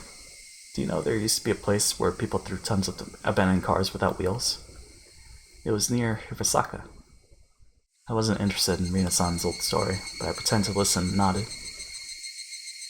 She doesn't take this road to go back to Okinawa. I guess she knew I'd be here and came by to see me. What did she want? It was obvious that she was just trying to make conversation. She probably took it personally when I avoided her earlier, which must be why she was here to butter me up. It would be better for her not to have any conflicts with the daughter of the man she's seeing, no matter what the intention of seeing him is. In that sense, it was a reasonable action for her to take. While I listened to her old story, all I could think about was when she was going to leave. Didn't I have to fight against her? Didn't I decide to fight against her? Didn't I find out her plot at the coffee house in Okinawa? Didn't I find out that this woman is squeezing money out of my father when I looked inside his cash box? I know who you are. Please leave my father alone. How easy it would be if those 2 sentences could solve the problem. She'd probably deny it. Even if I told her about what I heard at the coffee house, I have no evidence of her plot. If she said she did it because the vulgar man was threatening her, there would be nothing I could do. But I know this woman is a bad person. I know something horrible will happen in the near future if I waste time like this. A strange, tense feeling started coming over me, but I didn't know how to let it out. As the feeling started running high, I became unable to stand the smell of her perfume. I wanted to put a certain distance between me and her, so I climbed down to the slope of the scrap heap. Kept going down and down, slopes of the garbage dump. When I turned around, I saw her coming down as well, muttering. Was she following me? In order to run away from her, I started running down the slope all the way to the bottom, went around behind some trash piles, and arrived at the front of my hideout. My escape was meaningless. Not only was she going to catch up with me eventually, all I did was let her know the way to my hideout that nobody is supposed to know about. I wanted to make sure she never saw my precious hideout. I was about to leave, but then she appeared. Wow, this is cool. It's like a secret base. This is my secret hideout. Nobody comes here. Nobody can hear us. I felt strange hearing myself say that. So, this is your secret hideout, huh? I'm honored to be invited here. She must have thought I told her my secret because she was worth sharing it with. She looked happy. She found the station wagon, looked inside of it through the window, and went all ooh and ah excitedly. This is a secret place that nobody else knows. I felt like my consciousness was separating from my body, like I was floating. But it didn't feel good. Like when I drink sake, it's more like being carsick. Felt like I was going to throw up.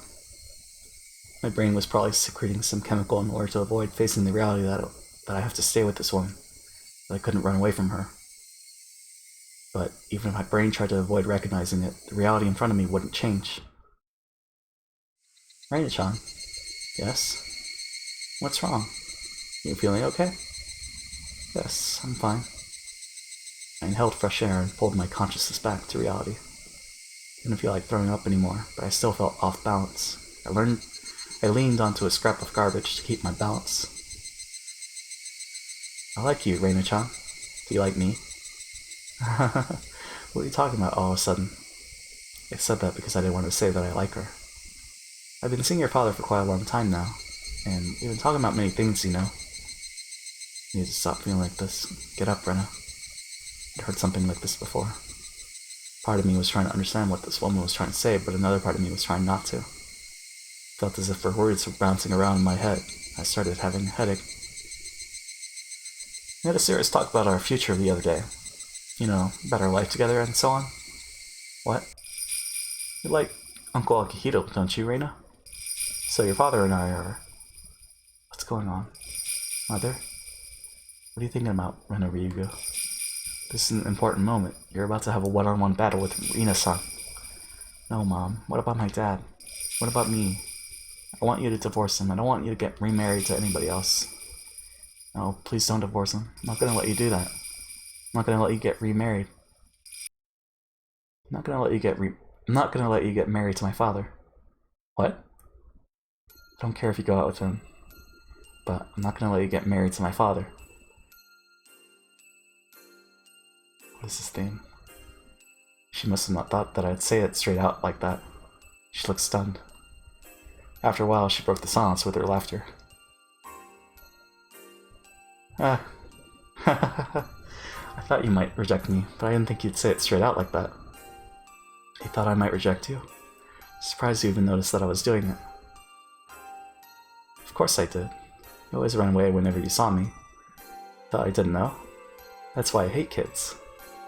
She frowned, revealing her ugly self. Should have been the first time I saw her face like that. I'm enjoying the theme, but I wasn't surprised at all. Her face had looked like that to me from the beginning.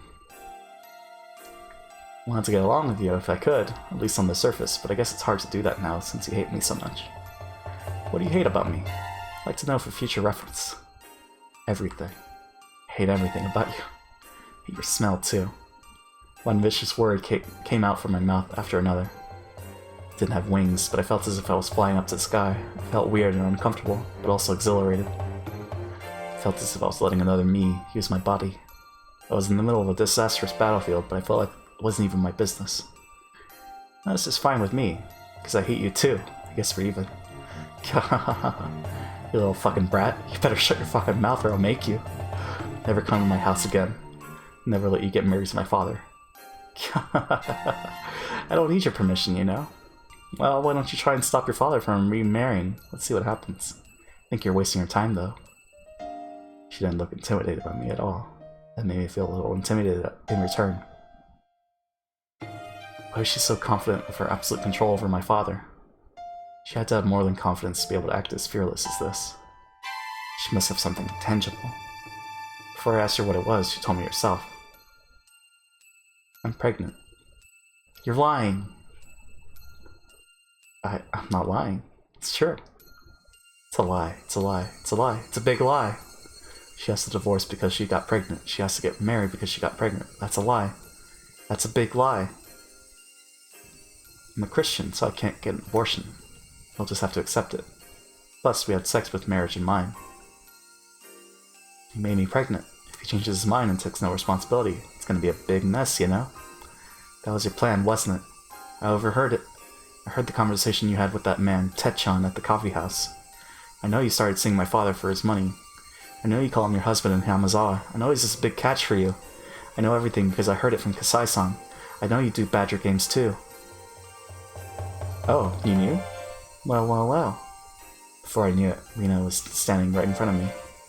We glared at each other with our faces almost touching. So, Rina-chan, you know everything, and whatever you're thinking you're gonna do. Don't come near my father ever again. What if I refuse? You wanted to talk to me at your secret hideout, right? I kinda knew what you wanted to talk to me about.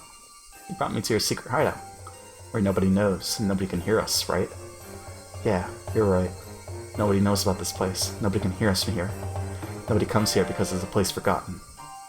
Our faces were so close to each other that our noses could almost touch. I knew what I was talking about, but I didn't know what would happen next. Couldn't back down now that I'd come to this point. I didn't know what to do. I didn't know what I should do. Come on, let's not do this. Let's be friends again. Yeah, it's like that's gonna happen. Rina started laughing and slapped me on the back. My expression didn't change and I kept staring at Rina, but I didn't notice her real intention of putting both her arms around my neck. Oh, okay. The tension broke. Already stretched thin, and Rina squeezed my neck hard. I was openly hostile, but I didn't realize Rina's evil intentions until she started choking me.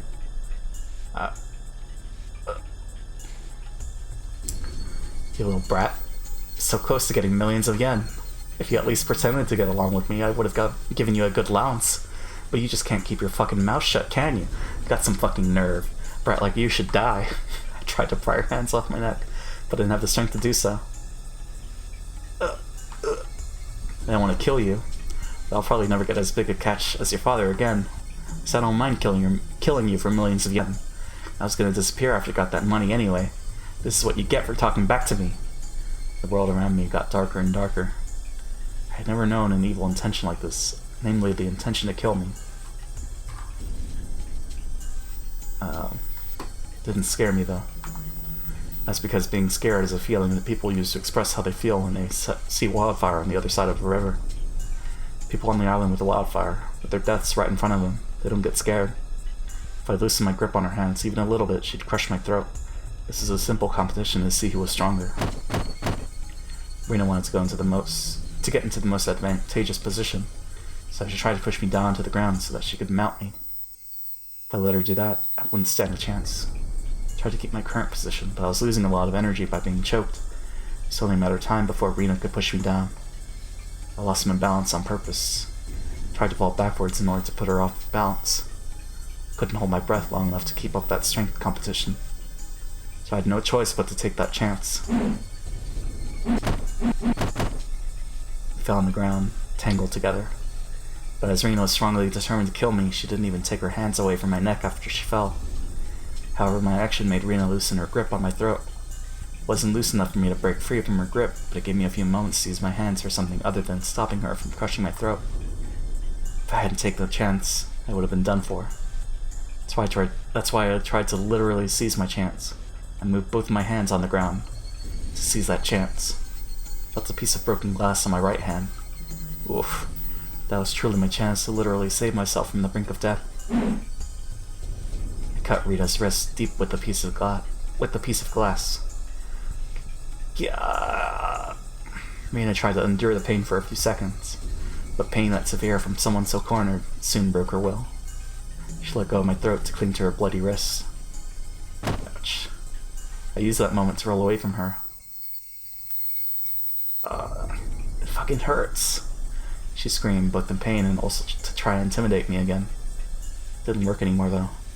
Intimidation only works on the opponent when the opponent is hesitant to fight. When you're already in a fight, screaming like that means nothing more than letting the opponent know how badly you're hurt.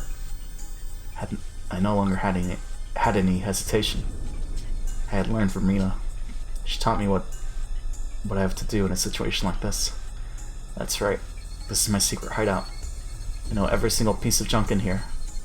Maybe I knew that a day like this was coming. It was just a coincidence that it was there. I pulled out a meter-long lead pipe, not at all surprised to see it there. I raised it up high and brought it back down. There was no Rina could block this hard and heavy lead pipe with just her arms. She'd probably try to block it with the palms of her hands in order to take it from me.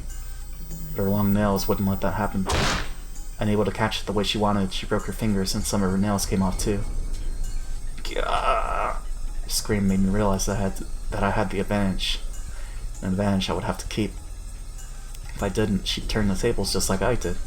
Then she'd choke me to death for sure. Yeah. Stop.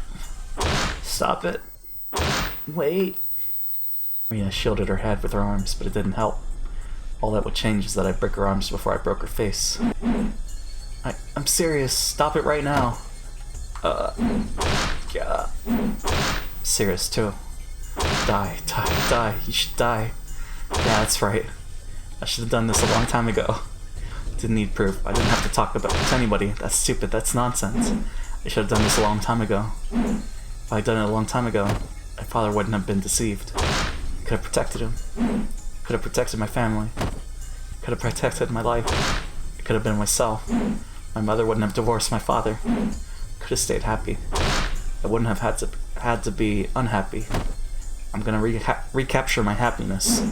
At this moment, I'm gonna win back my happiness. I'm not gonna cry for misfortune. I'm not gonna give in to a fate of unhappiness.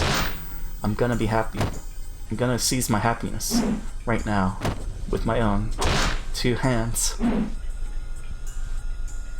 Rina tried to run away from me, but as she no longer had the use of her hands, it made it difficult for her to stand up to escape, especially since there were scraps of junk everywhere on the ground.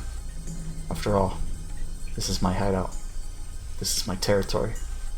Nobody can run away from me here.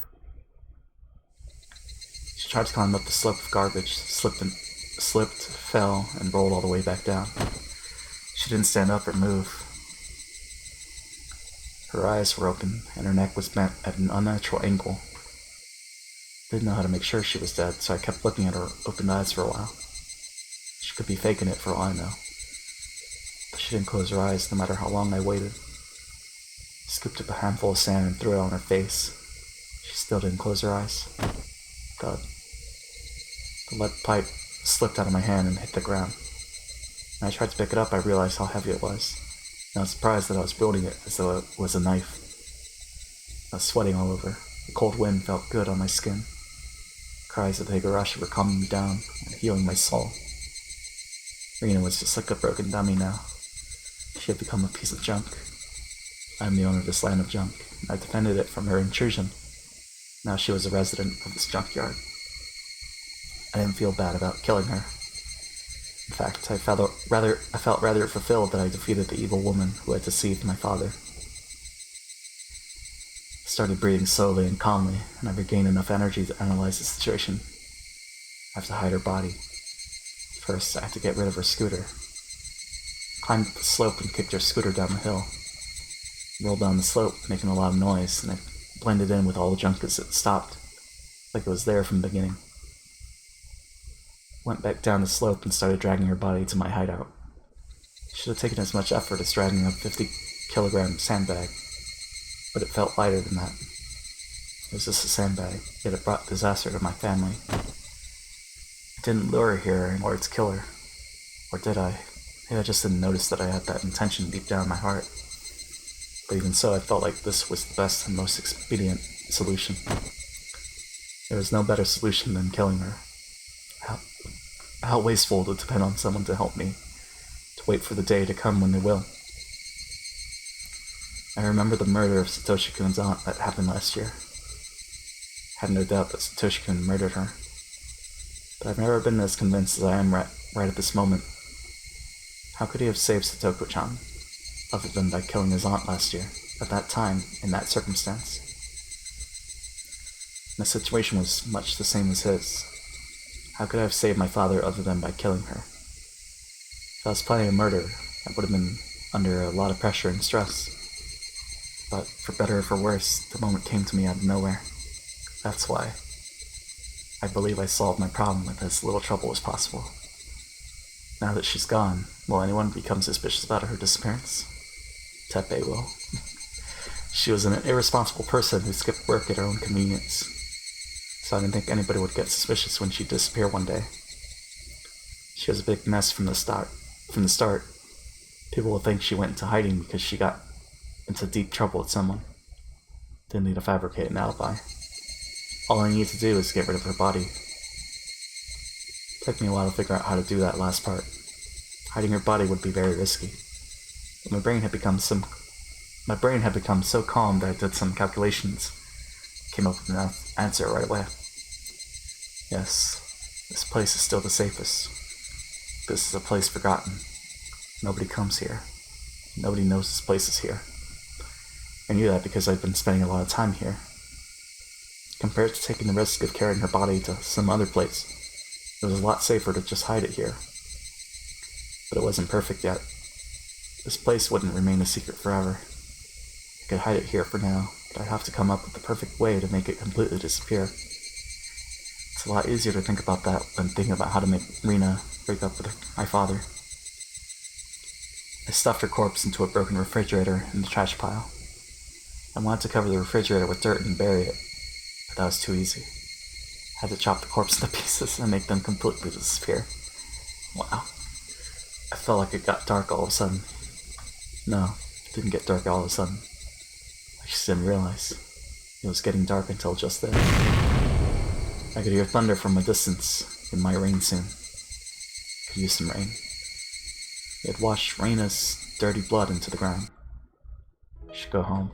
I should think about what I'd do tomorrow. I was gonna stay right beside my father until he forgets about her. Might be hurt at first, but we're gonna recapture our happiness for sure. Our happy, peaceful life. My body was heavy with exhaustion, but I also felt fulfilled because I took a very important first step today. Becoming a murderer. I mean, is it self-defense? I mean, then you stop, right, at a point. Took a very important first step today. Keep taking one step after another. I'm not gonna cry anymore. Not gonna cry until I win back my happiness. I'm not gonna cry again.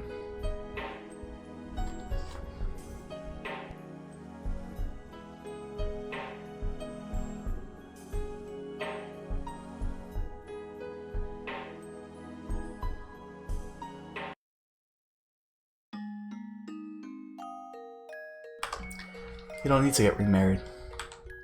That was the first thing I said after I got home. My father looked stunned. He noticed the sad tone in my voice, and realizing that I didn't agree with the idea of his remarriage, he looked down. I understand. I know how you feel, Reina. I should have talked about it with you first, then. That woman is lying to you about her pregnancy. Don't talk like that. Reina-san is... I'll tell you the truth. That woman and a guy called Techon are a team of bad people. She went out with you only because she was trying to get our money. My father didn't get it right away. Of course, he looked upset and said because I called her that woman. Should have chosen my words a little more carefully, but I think I told him the truth clearly enough. I told him everything I heard and saw at the coffee house. As I expected, he defended Rina anyway. I was upset, but at the same time it made me certain that there was no other way than to kill her. I felt the pressure on my shoulders lessen for some reason. My father thought he needed my approval for his remarriage, so he held back his anger and put a fake smile on his face instead. Hey, Reina, let's sit down with a cup of tea and talk. I'm sure you'll understand once you hear me out. Hold on. Okay. A tamed animal. Still tamed, even after the owner is dead. That's okay. I'll open the gate anyway. Even a tamed animal will notice one day that he's no longer in captivity. It's not something that could teach him. He had to realize it on his own. I couldn't stand his fake smile anymore, so I left the living room. Time healed the pain from the divorce.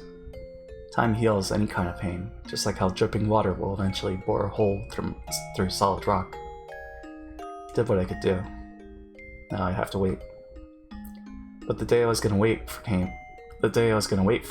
came earlier than I expected. At midnight of the following day, we had a visitor. It was that Techon man, Teppei Hojo. Teppei didn't even knock on the door to get in. He broke into the house by smashing the window. At first I thought he came here to ask us about Rina's whereabouts, but I was wrong. The real reason why Teppei came here was because it was their plan. It was the last stage of their Badger game. Rina was probably supposed to be in bed with my father at that time tonight. Teppei must have wanted to show up and catch them sleeping together. So this is Wednesday.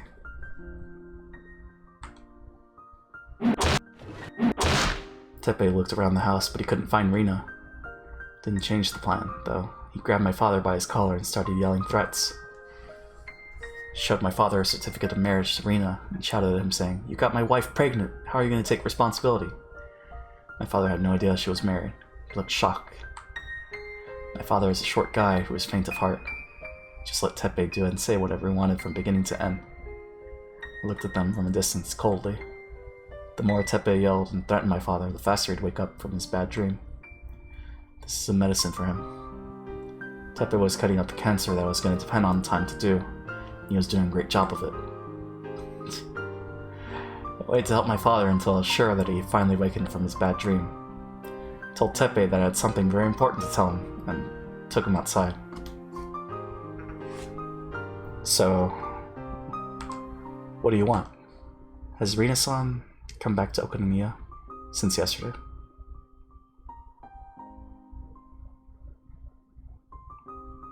Okay. As a matter of fact, she's hiding somewhere. What? I don't get it. Rina-san told me to take you to her when you came to my house. Huh? The fuck is Ritsuko thinking? Teppei followed me without hesitation. We walked in the dark with a flashlight to the place where nobody comes, and nobody can hear us. The place forgotten. She's gonna kill Teppei too? Hold on.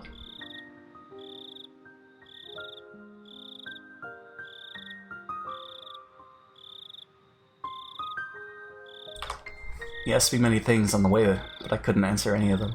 I just told him to ask Rina. The way I said it seemed to make him think that Rina was going to betray him and get married to my father for real. Even though he was breathing heavily in rage, he walked right behind me without any suspicions. I knew this day was going to come very soon, so I was well prepared for it. We reached the place where I originally planned to bring him, and I turned off the flashlight all of a sudden. Oh, what's going on? Everyone gets nervous when the only light in the dark goes off. But this is my territory. Didn't need any light. I could feel my surroundings even better with my eyes closed. I grabbed the big hatchet I had hidden in a bush and lifted it up high. I'm sorry. I guess the battery went out. Hold on a second. Okay, hurry it up. Purposely sounded weak and helpless. I raised the hatchet into the air. Oh, I got a lighter. I'll just fire this baby up. Teppei found a lighter in his pocket and lit it up. He probably couldn't understand the sight limited by that small light. He saw a girl lifting up a big hatchet right in front of him. Teppei's eyes went wide. Didn't understand what was going on, but he understood that his life was in danger. And yet, he must not have been able to think fast enough to deal with it, even though he understood what he should do. Even if he could think fast enough and blocked his head with his arms, it wouldn't have meant anything. The Tepe would come to my house eventually. That's why I prepared for that day. Just didn't think that preparation was going to bear fruit tonight. I chose my weapon very carefully. I planned when, where, and how I was going to attack him. And so, there could only be one result. Jesus. The hatchet cut deeply into his forehead. I felt an indescribable vibration through the hatchet when it hit him. This told me that I broke his skull. He bragged about how good he was at fighting at the coffee house, but he sure went down quickly when faced with a murderous weapon. He was done in by a single blow. Tepe slowly fell to his side with the hatchet in his forehead. He looked like a victim in a B movie. Killed this big guy with just one hatchet. He's probably quite experienced in the world of violence, but I was better than him when it came to killing. Why? Because I've killed someone before. It's all done now. The bad people who deceived my father and tried to rob him blind are all gone. Did what I had to do in order to protect my life. If I had this much courage and determination when my mom told me about the divorce, I might have killed Akihito. If I did, I would have taken the life of only one. Because I couldn't do it back then, I've had to kill 2 people in the last 2 days. Rena, let's finish it up. There's already a place to hide his body. Take care of everything. My hands are wet, so I shone the flashlight at them. Thought it was blood, but it was just sweat. Even still, I still felt uncomfortable, and shone the flashlight at my hand several times. I did all this in order to be happy. I did all this so I should be happy now. Doesn't work for Kira. It's not gonna work for Rena. Tried so hard that I got blood on my hands. Want to get credit for that from him. Very sure, Sama. Let me ask you a question. I can finally rewind the time back to the day everything started to go wrong, can I? I'm gonna stay in Himezawa. I'm gonna live happily with my father forever.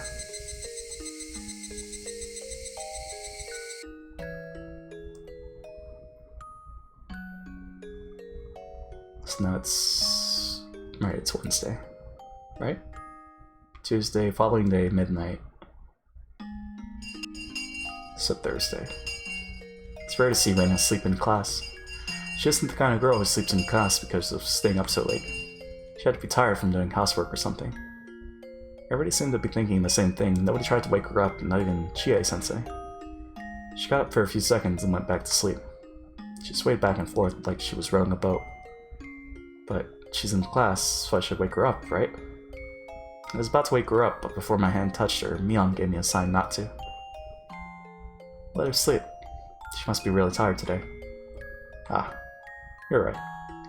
Feels like the text color is a little different. Like it was like the same color as when she was back at the coffee shop. Or maybe that's just because I was looking at the pink text for so long. I heard a few days ago that Rena lives with her father. She studies during the day, plays a lot after school, and does things around the house after that. I didn't know that. I also didn't know her mother had divorced her father. Mion told me that, and she also told me not to talk about it because Rena is so hurt by the divorce. Didn't even notice that she's been through such a tough time. Rena is the kind of girl who doesn't show her pain to others. She always looks happy and cheerful, but she might be acting that way on purpose. Rena told me that happy days will one day come to an end. She told me she knew that firsthand. What could she have been through? I had no idea. It's probably why she tried to spend as much time as peacefully and cheerfully as she could. Must have hurt her feelings when I said I was bored of having happy days. When I thought about it, I felt bad for living off of my parents, who are both healthy and happy. For that matter, Satoko and Rika-chan lost their parents too. Mion lives with her grandmother, away from her parents, because she needs to learn to be the head of the Sonozaki family in the future.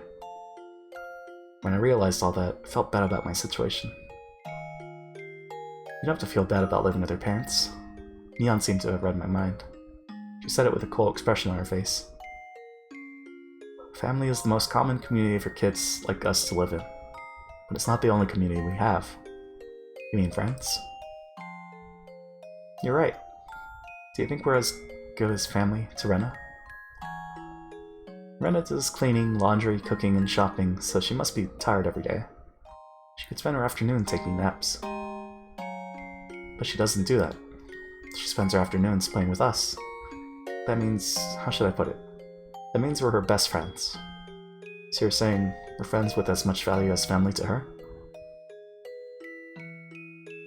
Mion looks stunned, as if she didn't understand what I was talking about. Ah, I didn't know what friends meant for you until today. But I believe friends are just as important and valuable as family. It's actually very easy to understand. Rika-chan joined our conversation. The important thing is to have people around whom you can feel comfortable. Sometimes you call them family, or sometimes you call them friends. It's just a matter of the word you use. Are friends the same as family to you, Rika-chan? Yes, they are. I believe they are to Satoko, me, and Rena too. I guess that's why we always try to stay together. Do you ever feel lonely when you're with your friends? You're my family, so I'm not lonely. Mion nodded in agreement. Satoko was talking with her other classmates, but I'm sure she would nod as well. Rena would too. I'm a little embarrassed. Why? I've been using the word friends, but I don't think I understood its true meaning until today. Friends are more important and irreplaceable than I thought they were. That's like common sense, so you should take this opportunity to remember that. Yeah, I will. I also recommend that you don't say that again. Kei-chan, you just said something very embarrassing, you know? After all that, Mion still made fun of me. I can understand a little better why Rena was always so serious about having fun. I want to be her best friend. I want to do my best to be deserving of her effort. Zzz. Rena snored. It sounded cute. Chie-sensei let her sleep in class, but she couldn't let her get away with snoring. Class president, wake her up, please. Rena, get up. What? Rena was still half asleep. Made a strange noise. Everybody in the class laughed.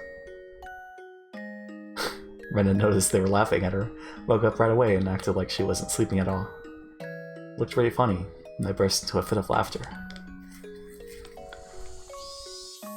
Outside the window, the sky was blue, and the clouds were pure white. It was still June, but it looked like the middle of summer. This perfect weather wouldn't last forever. It could get cloudy and rain all of a sudden. That's why we had to play and raise a ruckus while we still had this perfect weather. The cries of the cicadas sound as if they're laughing at us because we still have some classes left. Ah, damn it. Can't wait for school to finish. Keiichi-kun, you look very happy. Did something special happen today? Nothing. Today's today. Tomorrow's tomorrow, right? Yeah. Just happy that we have perfect weather today. I don't care about the weather tomorrow. I want to enjoy today as much as I can. When the weather changes, I don't want to regret that I didn't. I learned that from Rena. I learned that peaceful days are the happiest days you could have, and that they're irreplaceable. Mion, what are we doing today for club activities? We need something very exciting for the punishment, too. Hehehe. That's the spirit I like, Kei-chan. Because you insist, I'll put you through a living hell. Keiichi-kun, don't provoke her too much. Hey, are you scared, Rena? I know you're better than that. Let's show her our true power again. Remember, we haven't brought an end to our last battle. I grinned at her and she grinned back. I do remember that. Okay, let's do it then. Rena-san, you certainly got me last time. For that, I must pay you back with interest. This is getting very interesting. It's gonna be a blast. I can't wait for school to finish. Couldn't wait either, but that time we spend just talking together is also very precious. Yeah, it'd be nice if school ended soon.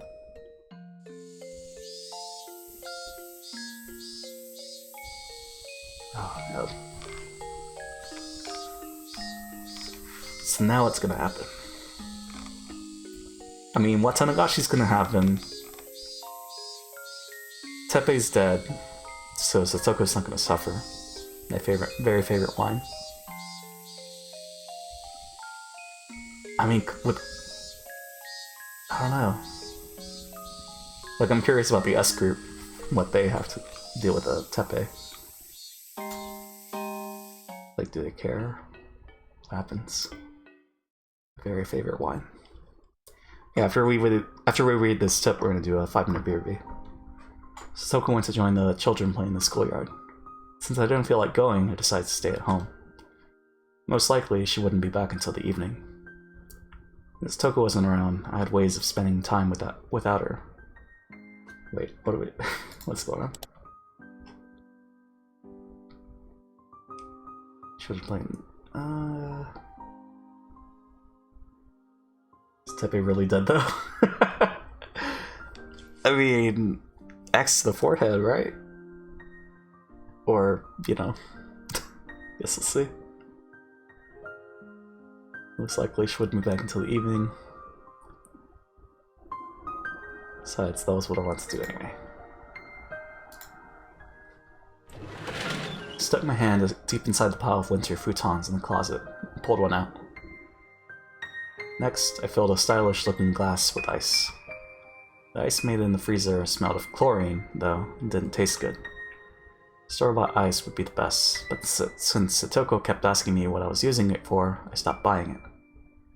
But it might be worth spending time to think about a good excuse for that if it meant I would be able to enjoy ice without ever again smelling the chlorine. I filled the glass with mineral water, and then poured a little bit of another liquid into the glass. Watching the color mix into the transparent water was a very pleasant thing. This wasn't the right way to drink it, but I liked it that way. Didn't want to hear any complaints.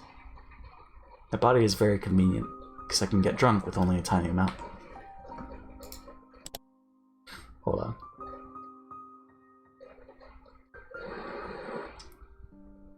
Didn't want to hear any complaints. We could get drunk. So I dilute that small amount with a full glass of water. Thanks to that, I can enjoy a single bottle for a long time. It wasn't bad if you thought about it like that. Put a cushion on my favorite spot by the window. With the glass in one hand, I enjoyed the familiar view, and the soft wind brushing through my hair. Slightly sweet, ripened aroma tickled my nose. Just when I was about to start enjoying the atmosphere, the annoying one came back. She didn't like this bad habit of mine, and she complained every time I tilted the glass. She started nagging me, noisily. Shut up. Be a little more tolerant. I can drink and eat whatever I want. You can't. Kids aren't supposed to drink alcohol. I tried to ignore her, but she started making a fuss, as if trying to ruin the atmosphere on purpose. There is no way I could enjoy getting drunk like this. I glared at her and threw the drink out the window. Do you want to know why I'm depressed? I'm depressed because the way I die has been decided. It seemed like he finally understood why I wanted to drown myself in alcohol. You don't have to feel down. I get to die instantly, so it's not that scary.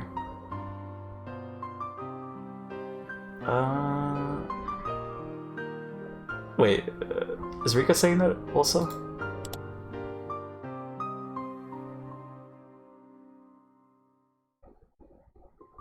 I get to die instantly, so it's not that scary. My body will be burned and cut in pieces, but I'll be able to die instantly. But, not yet. I know. Not yet. When am I gonna die again? I think it's the night of the 25th of June. It's about a week after the Watanagashi Festival. Well, that sounds reasonable. Lurking in the shadows, my dude. Sounds good, Supa.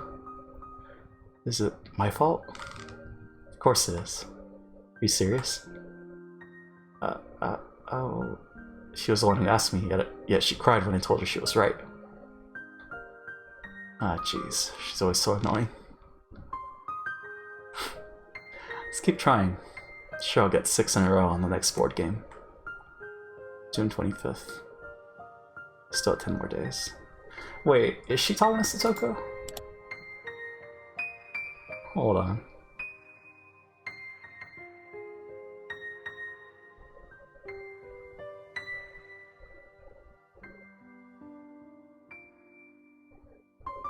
Not yet.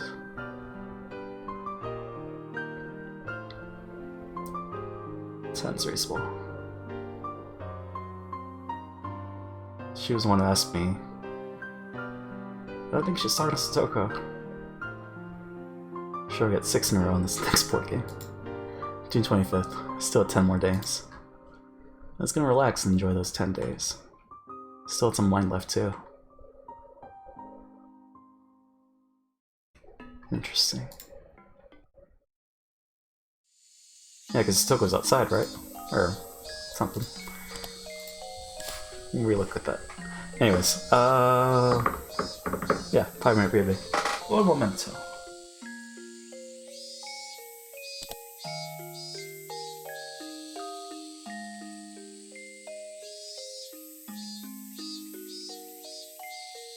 Well, I was gonna play a song, right, but we have this, so that's fine. We'll just leave it here. Anyways, here be.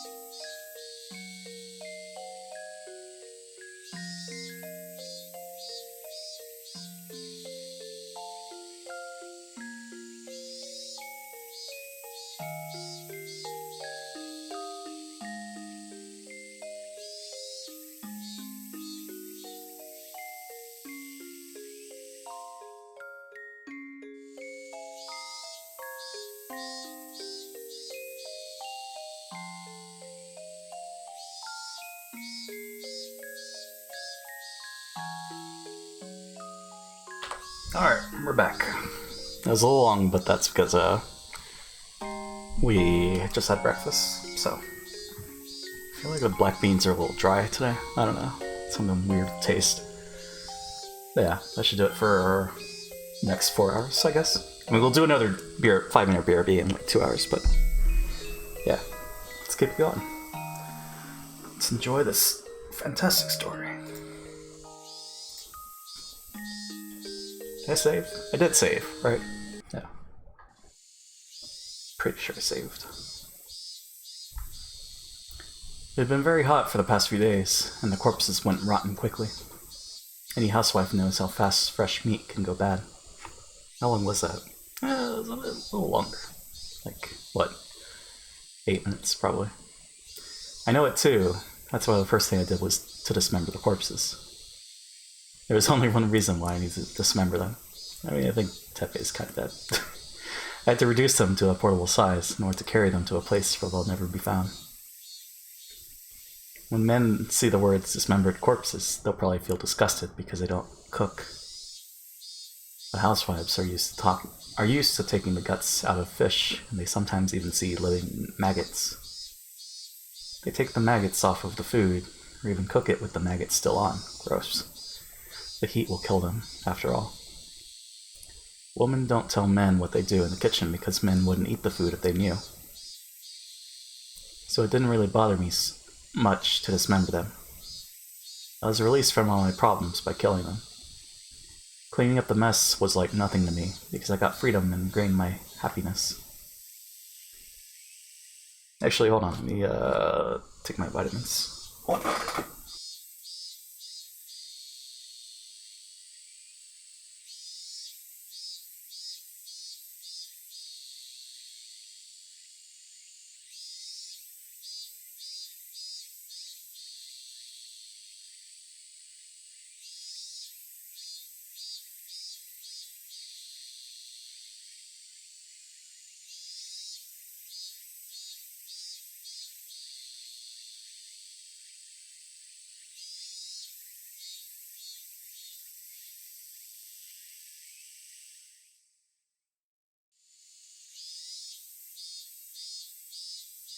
I just feel like I'm gonna throw up when I take those. But anyways.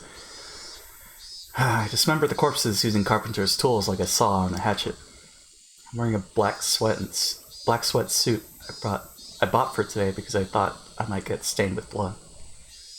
Blood stains don't show on black fabric. I can just throw it away after it's done. I brought a plastic sheet I found in a dump because I thought the blood might spread otherwise. If I did the work on this sheet, I could just burn it after it's done. In the end, dismembering human bodies is no different from preparing food on a chopping board. Is it?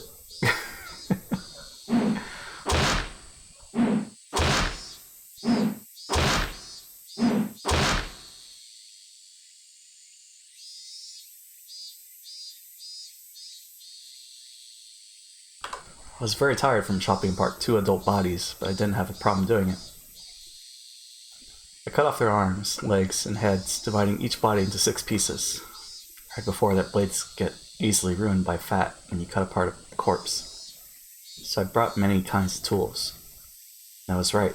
Didn't have to go back and forth between here and my house to get another tool in the middle of work. Long time ago, the construction manager was murdered and his body was dismembered here during the dam conflict. He was cut into 6 pieces in the same way. Well, I had 2 bodies, so there was double that, though.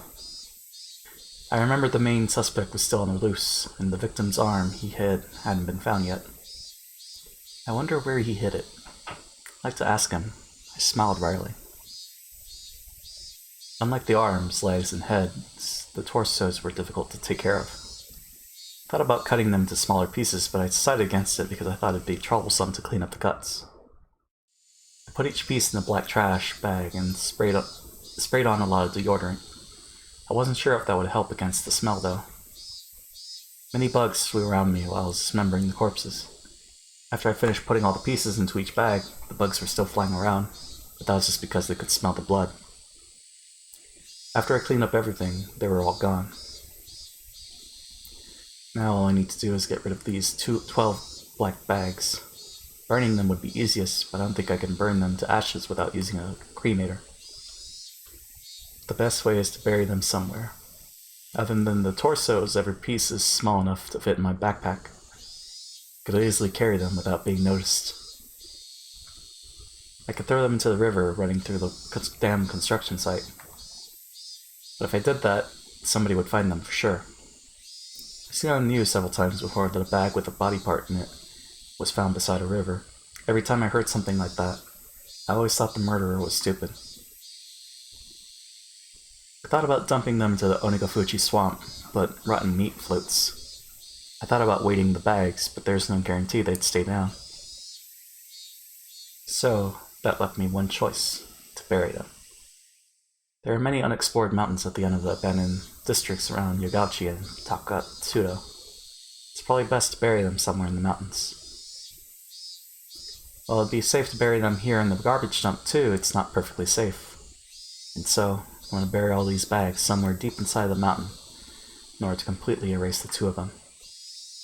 My joints hurt since I've been using muscles I don't normally use. I cleaned up the mess very carefully and got into my hideout, while still wearing the sweatsuit. I laid down on the mattress. I washed my hands carefully, but there was still dirt and blood under my nails. I should take a shower later and wash it off completely. When I say things like disposing of corpses, it sounds like I'm the greatest evil of the century. But that's only true if I get caught. What I did isn't a crime as long as I don't get caught. Plus, I didn't do this because I wanted to commit a crime. I mean, Shion's got a bigger body count. I didn't do anything wrong. I did this to protect my father's life and mine. People might speak ill of me, but I don't care about them. Or I should say Mion. In the end, I don't think anybody can really pass judgment on my sins. Sins aren't something to pass judgment on. They're something to confess and to atone for. In other words, nobody can measure the weight of a sin other than the person who committed the crime. Do I regret what I did? Do I feel sorry? No. I don't think I did anything wrong. I truly believe there was no better way than killing them. I'm sure it was the right thing because my life had already started to change since the night I killed them. A few days earlier, I just came home from after killing Teppei. What day are we on? My father was cleaning the room Teppei had thrashed earlier. His eyes were swollen. He'd been crying. Reina, where have you been? I was talking with him. I said, Reina-san will never come to our house again, so please leave us alone. Therefore, he'll never come back. I don't think he'll stay away from us that easily. Should watch out for him for a while too. It's hard to explain to him why Teppei would never come back. Can't tell him he shouldn't worry because I killed him. Grabbed ice cubes from the freezer, put them in a plastic bag, and handed it to my father. Here you go, Dad.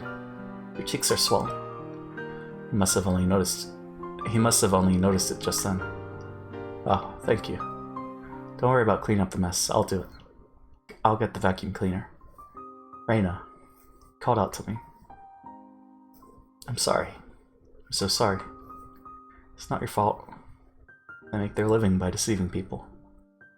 You were just one of their targets. Reina, did you know who they were? Yes, I found out recently. I didn't tell you because I thought you wouldn't believe me. I'm sorry. He looked down. When he told me about how he wanted to get remarried, I told him that they were bad people and that they scammed others with badger games. But he didn't listen to me. So, I was right in saying that he wouldn't have believed me at all. She took advantage of her pain. I'm a very bad father. And he started talking about how he met Rina, as if trying to absolve his guilt.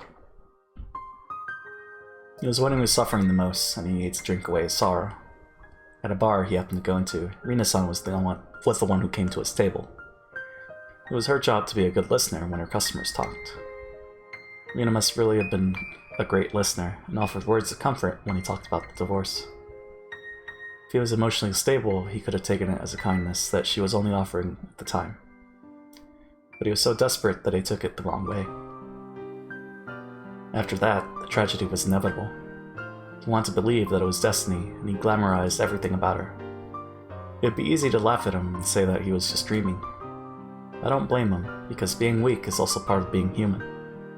He had plenty of opportunities to grow suspicious of her questionable spending habits, but my father just read even that behavior as an attempt to cheer him up. He bought everything she asked him to, and Rina had landed her couch. He shouldn't have brought his lover to the house where his daughter lived.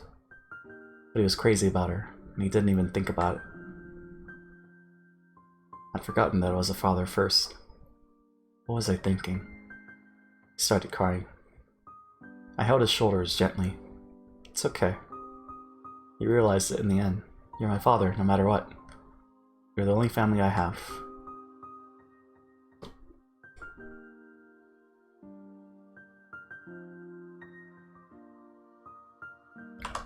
He couldn't stop moaning.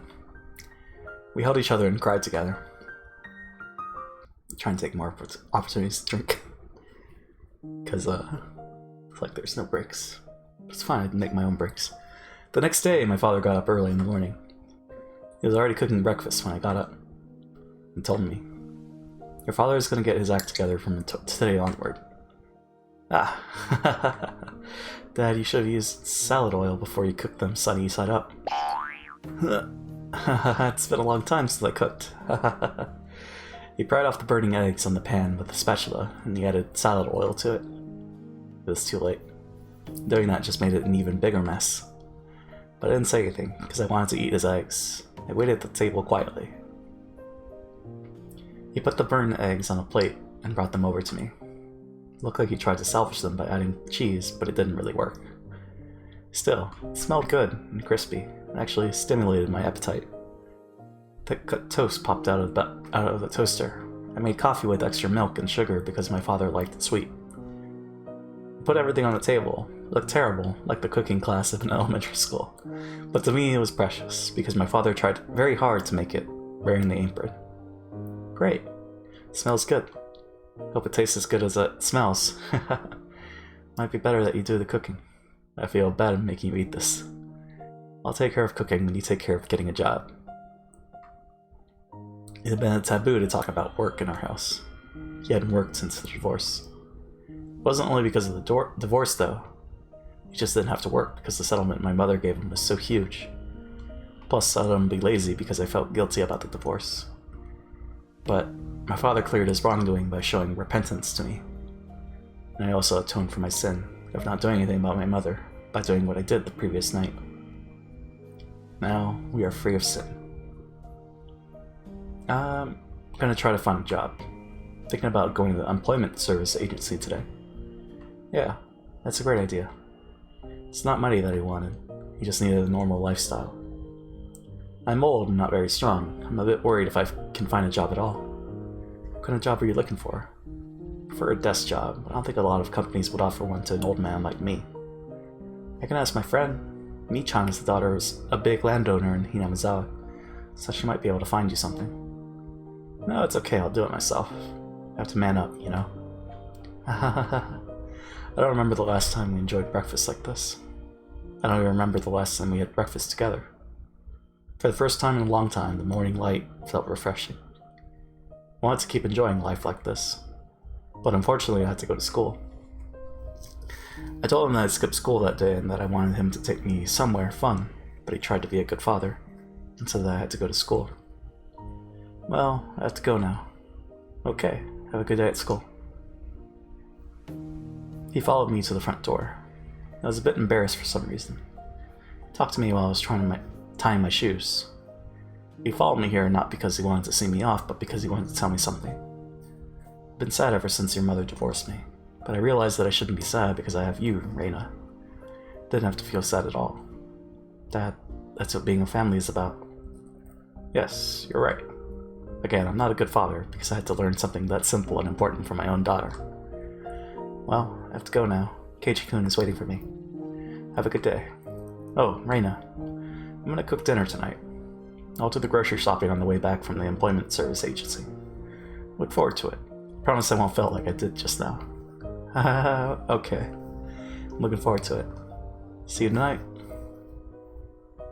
I left the house. My father saw me off, still in the apron. It was the first step for a new life. I finally regained it. I finally regained everything we lost after we left Hinamizawa. My mother wasn't around, but I didn't feel sad because I had my father. The cries of the cicadas sounded as if they were celebrating my new life. The sunshine was bright, and the wind was sending up a nice breeze. The only thing that wasn't nice was the ticking clock. I was late because I spent too much time talking with my father.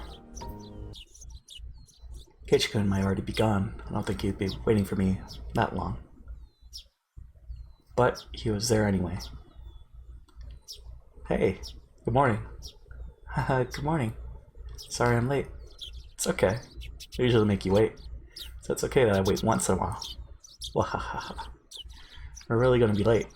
We should walk fast, I think. Yeah, let's walk fast. Might have to run at the end. Mi-chan might already be gone. She's waiting for sure. We're friends. Never leave each other behind, right? Anyways, did something good happen this morning? What? Why do you ask that?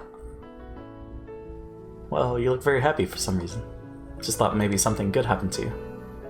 The good mood I was in must have been too obvious for Keiichi-kun to ignore. I had not only my family, but my friends too. I felt something warm spreading in my heart. Well, I'll tell you what happened this morning. My father made breakfast, but... What? Isn't that the right way to cook eggs? You use salad oil for making salads, don't you? What? I have to tell everyone you just said that.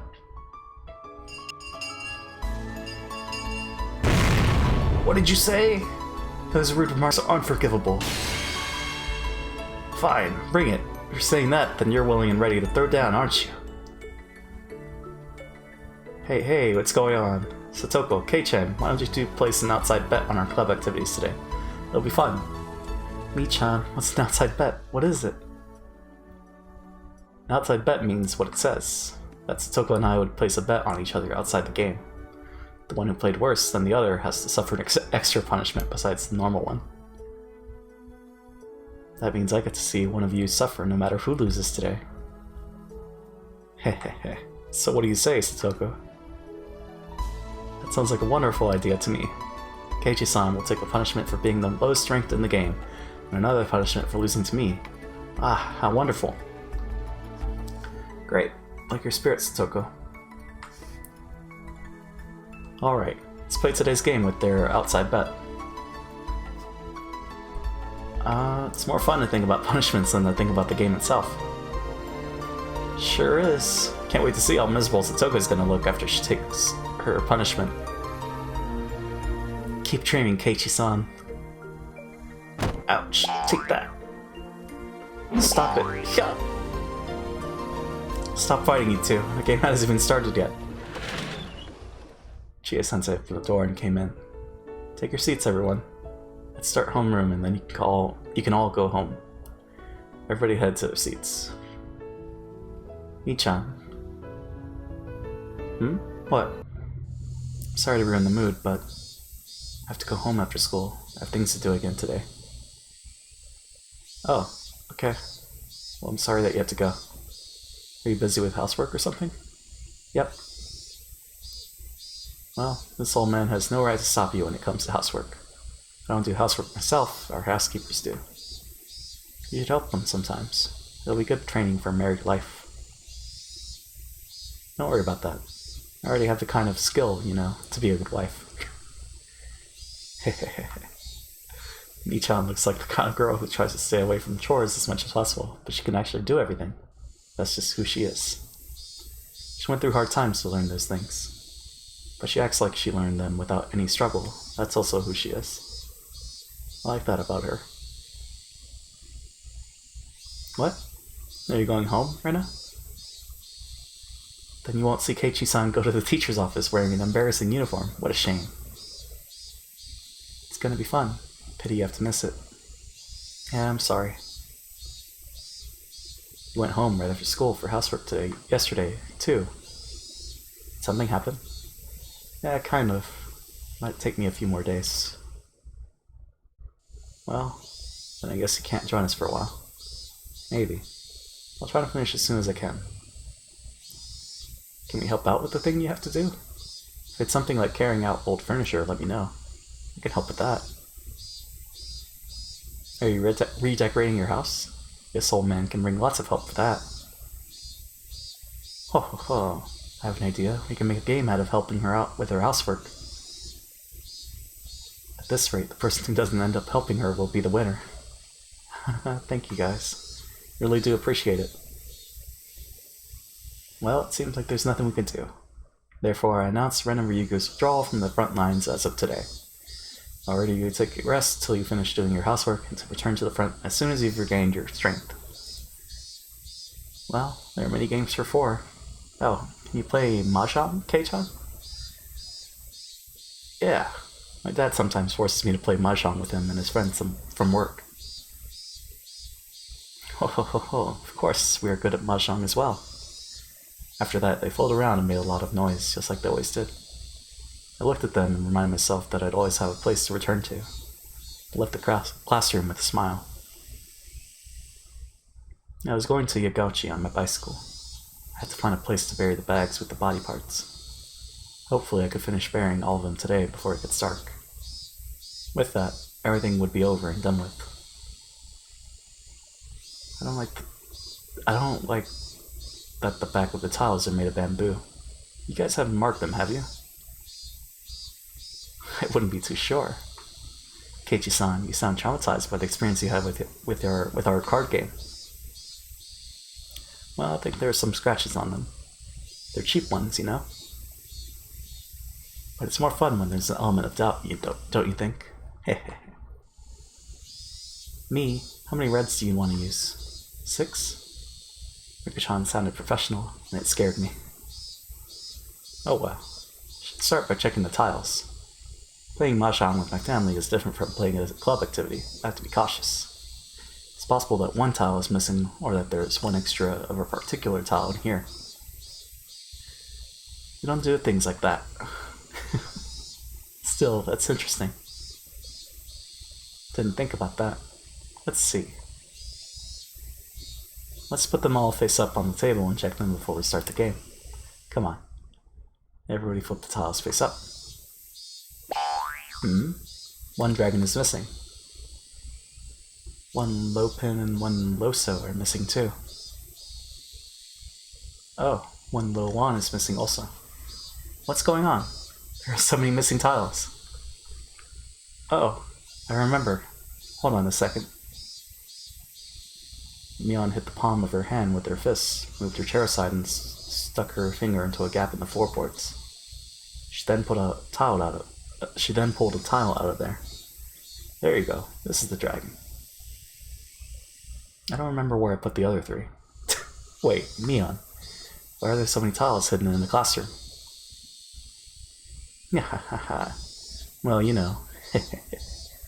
She must have hidden the other 3 tiles somewhere in the classroom and forgot where. We couldn't play Mahjong with 3 tiles missing. I suggested playing another game, but Mion insisted that we had to find them and suggested making that treasure hunt our game. As long as I could make Keiichi-san suffer punishment, I care little as to what kind of game we play, but to be honest with you, I prefer to play something more interesting than that. I agree. Plus, you're not sure they are here in the classroom, right, Mia? No, they're here. Maybe this old man might have put them in his pockets and left them by the washing machine. I don't remember. I recommend checking the total number of tiles after playing Mahjong with me next time. Everybody except Mion nodded in agreement. What? You don't want to play our classroom tile hunting game? In other words, clean up the mess Mion made so she could cheat. Do it yourself. Don't use our club activities for personal reasons. Fine, fine. So what do you want to do? We can't play Mahjong now. What are we playing then? Does anybody have any ideas? As our club president, Mion usually decides what we'll play. Couldn't just come up with something on the spot. While we were all thinking, Mion hit her palm with her fist, just like she did earlier. I got an idea. If you don't want to hunt for tiles, let's do a real treasure hunt. What names comes to your mind when I say treasure hunting? Rena, right? You mean, are we going to the garbage dump at the damn construction site? On this theme again. I don't really go there often, but the place is large. I've heard that the place is haunted by the ghost of the man who was murdered there. His body was cut into pieces. We shouldn't go near. Hahaha. A ghost? I like it. That's even better. Didn't know there was a rumor like that. I do know that someone was murdered there, and that the main suspect is still on the loose. He had the arm of the victim, and it hasn't been found yet, right? There's a rumor that the construction site manager, the victim of this murder case, became a ghost, and that he's wandering around the place to find his missing arm. Rika? You don't like ghosts? Don't tell me you're still scared of ghosts. I'm a shrine maiden. I can see them even if I don't want to. Wow, you can see ghosts? If I remember right, I've heard those who can see spirits see them as naturally as they do us. That's utterly ridiculous. I've been living with Rika for a long time, but I've never seen anything like that. That's just because you can't see them, but I can. For example, when you're asleep in your bed, I always see. Nipa! Rika, why did you smile like that? What were you about to say? What do you see when I'm sleeping? Satoko, I feel sorry for you. You can pretend you're not scared of ghosts during the day, but I'm pretty sure you get scared when it gets dark. Gonna make a silent phone call tonight just to scare the hell out of her. Hehehe. Including myself, I don't think anybody really likes going there. Rena is the only one who does. If Rena finds a ghost when she's in her cute mode, she might take it home with her. Naps to blue. That's so true. She'd say, "Oh, I'm taking you home with me." It was so easy to imagine that all of us laughed. Are they gonna see blood? I mean, they're not gonna see... Right, so they'll see blood, maybe. Well, let's do it. Let's go treasure hunting. If you find a ghost, you win. You get a point if you find the victim's missing right arm. And you also get a point if you find anything that Rena would like. We can show what we found to Rena later, and we'll let her decide who's the winner. Oh ho ho. Can't wait to win the game and make Keiichi-san take double the punishment. Hey Satoko, are you sure you want to win? That means you're gonna see a ghost. Woo. Stop it. You're getting on my nerves. I don't want to go there. I'm scared of ghosts too. What do you mean, you're scared of ghosts too? Who else are you referring to? I'm not scared at all. Hey, Keiichi-san, stop doing that. Let's go, everybody. Let's find the ghost. Woo. They'll be over with. Everything will be over and done with. Yes, it'll be over when the Higurashi cry. Title drop.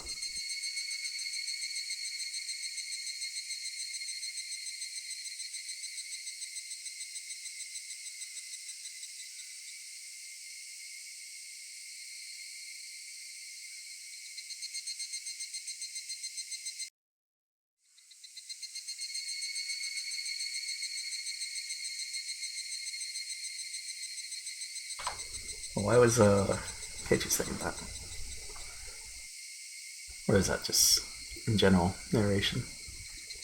So that's it. Rena finished making her confession. Wait, what?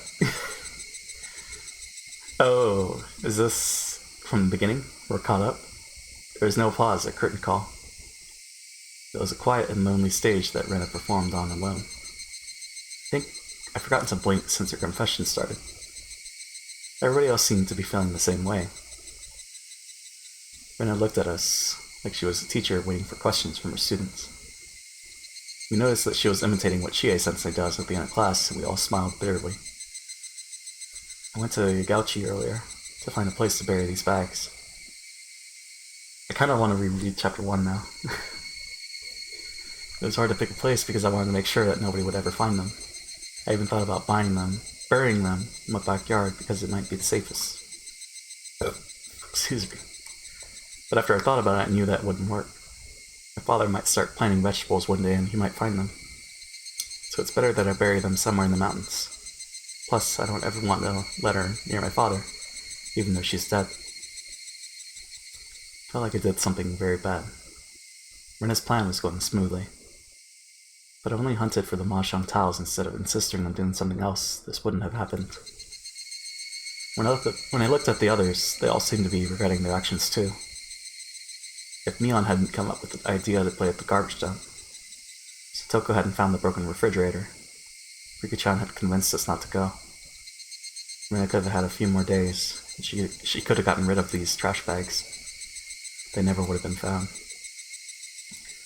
Then what would have happened next? Nothing. Everything would have remained the same. We could have kept having happy and peaceful days. Rena had been through a hard time, but she'd been forcing her face into a smile for us. The fake smile was supposed to become a real smile one day. None of us were supposed to notice that Rena was going through a hard time. After a while, Rena was supposed to be able to forget the bitter memory of killing these two. She was supposed to live as if nothing had happened. But now, all of her effort, all her courage, had been ruined. I know killing people was a bad thing to do. I didn't want to do this, and I don't want to do it again in the future. But I believe this was the best solution. I also believe I didn't do anything wrong.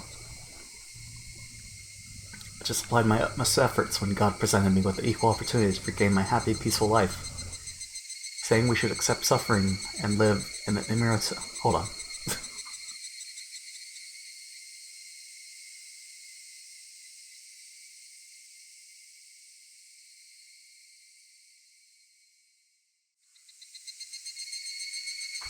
Saying we should accept suffering and live an immaterial life without desires is nothing more than pretty words from those who have plenty. Nobody can belittle my efforts. Rather, they should praise me for what I did. They should celebrate for me. Rena Ryugu fought for her own fate, and she won. I don't know why I did it, but I interrupted her. I shouldn't have. But I thought I needed to tell her this, so I did.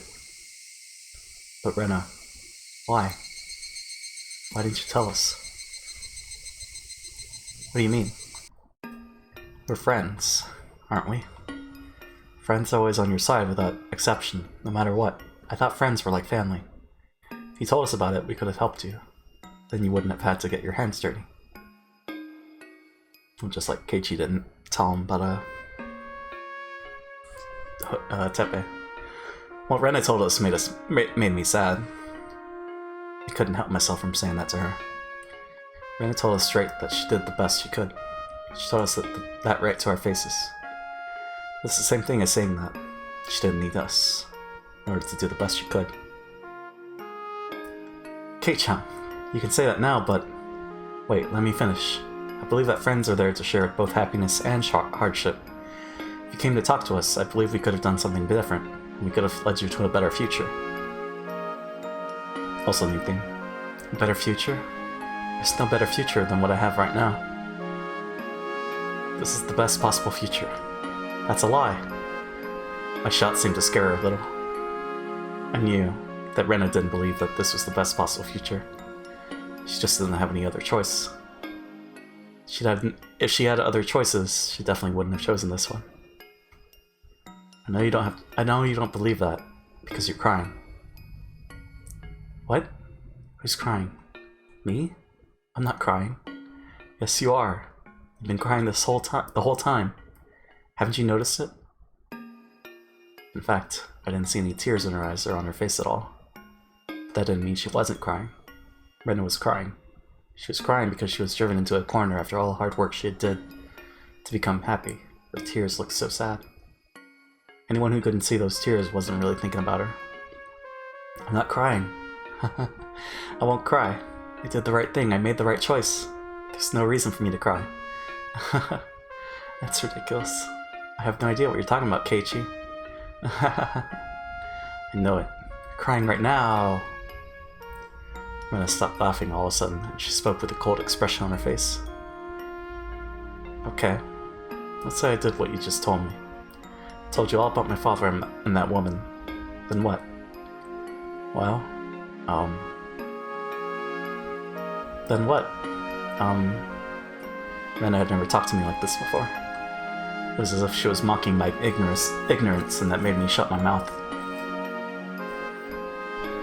You don't know what happened last year. Last year? Yeah, last year. It happened in June of 1982. There was someone who had no choice but to kill a person to free himself from his misfortune. Hold on.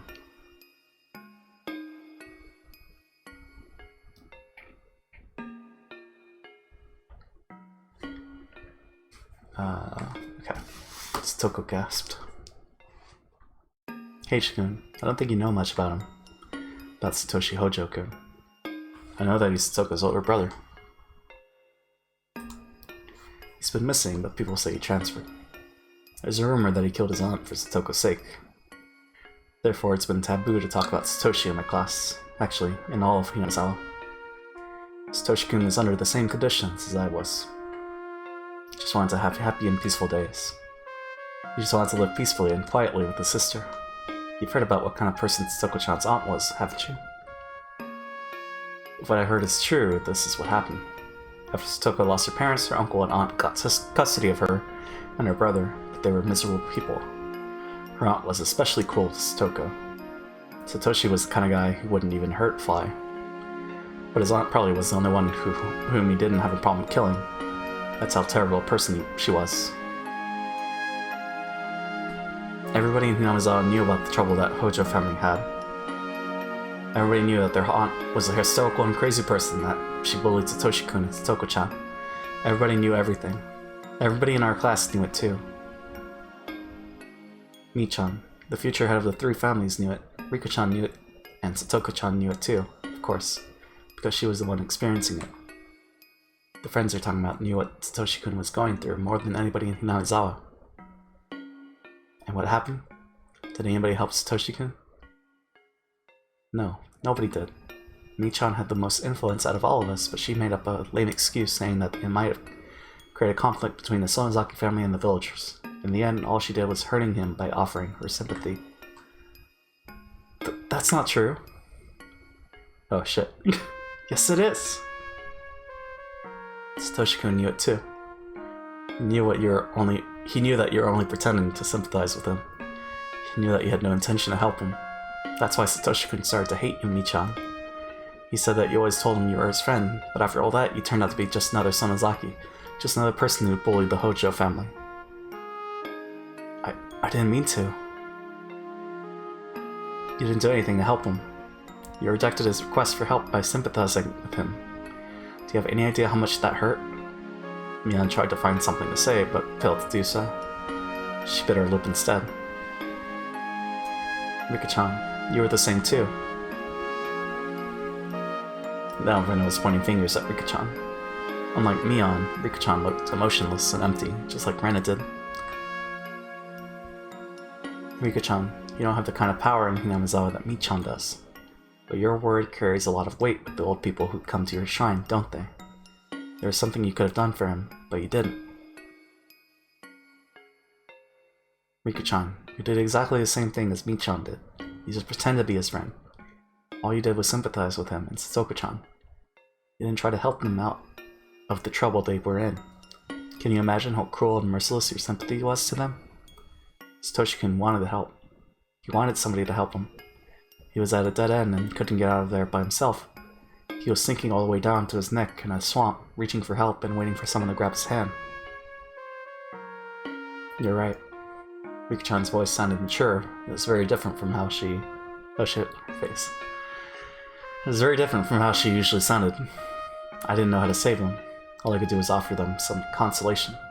I couldn't deny it. How am I gonna make excuses for my sin of not trying hard enough to find a way to save him? Didn't know you knew. Rena gave her a twisted smile. That ugliness caused me to look away. And Satoko-chan, I don't know if you'll believe me when I say this, but you're weighed down with sin too. Didn't understand why she was blaming Satoko. I tried to take her side, but I gasped in surprise when I looked at her. She looked like she was accepting the sin that Rena had mentioned. Satoko must have wanted to confess her sin before Rena pointed it out to her. And so, Satoko opened her mouth first. I don't know if you'll believe me when I tell you this either, but I realized it on my own. You know what my sin is. You see. I realized it on the night Nidni disappeared. I wish I realized it while he was still there. I understand how you feel. That sense that it was too late for regrets, right? I feel the same way. It happened to me before. That's why I fought this time. Satoko-chan, I'm sure you could atone for your guilt in the future. Because you realize what you did. But that won't bring Nini back. He's not coming back.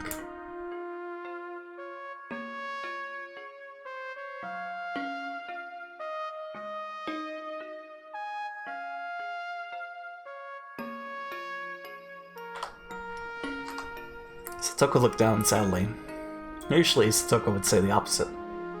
She always said that Satoshi was coming back one day without a doubt. But now, she accepted the fact that he would never return.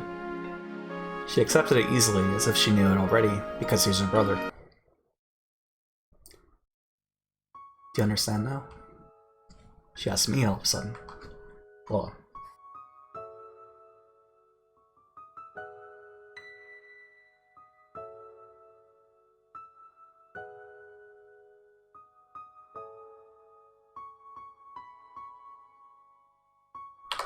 I don't know, feel not fine.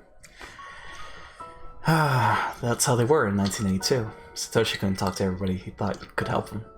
He told them that he needed help. He told them what he was going through. He consulted with them. He even came to me, even though I had just moved here at that time. Also, Nitin, I don't think it was embarrassing or shameful that he did that. People get desperate when they're unhappy. Satoshi-kun tried very hard, but he couldn't do anything about the situation and he asked for help. He kept asking for help. He said that friends are always on your side no matter what, but this is what friends really are. They're actually just people you hang around with for fun. They don't help you when you need them. Friends are always like that. That's why I decided not to tell anybody when I found out that I was in the same situation as Satoshi-kun. Knew that nobody would help me, and that nobody could. Didn't need sympathy, it only makes me feel worse. It's better that I, at least, have fun at school. In fact, I did have fun at school. I was very happy. I was able to forget about the trouble that I had with that woman, even if only for a short amount of time at school. I wish that Satoshi-kun could have done that too. If he did, he wouldn't have had to feel constantly hopeless. He could have at least enjoyed his time at school. Didn't have any other choice than beating his aunt to death anyway. Didn't know how to help him at that time because I just moved here. All I could do was listen to him and try to make him feel better. But there might have been something more I could have done. I might have been lazy in thinking about what I could do. But at that time, in 1982, I thought I was his friend. Lots of laughter.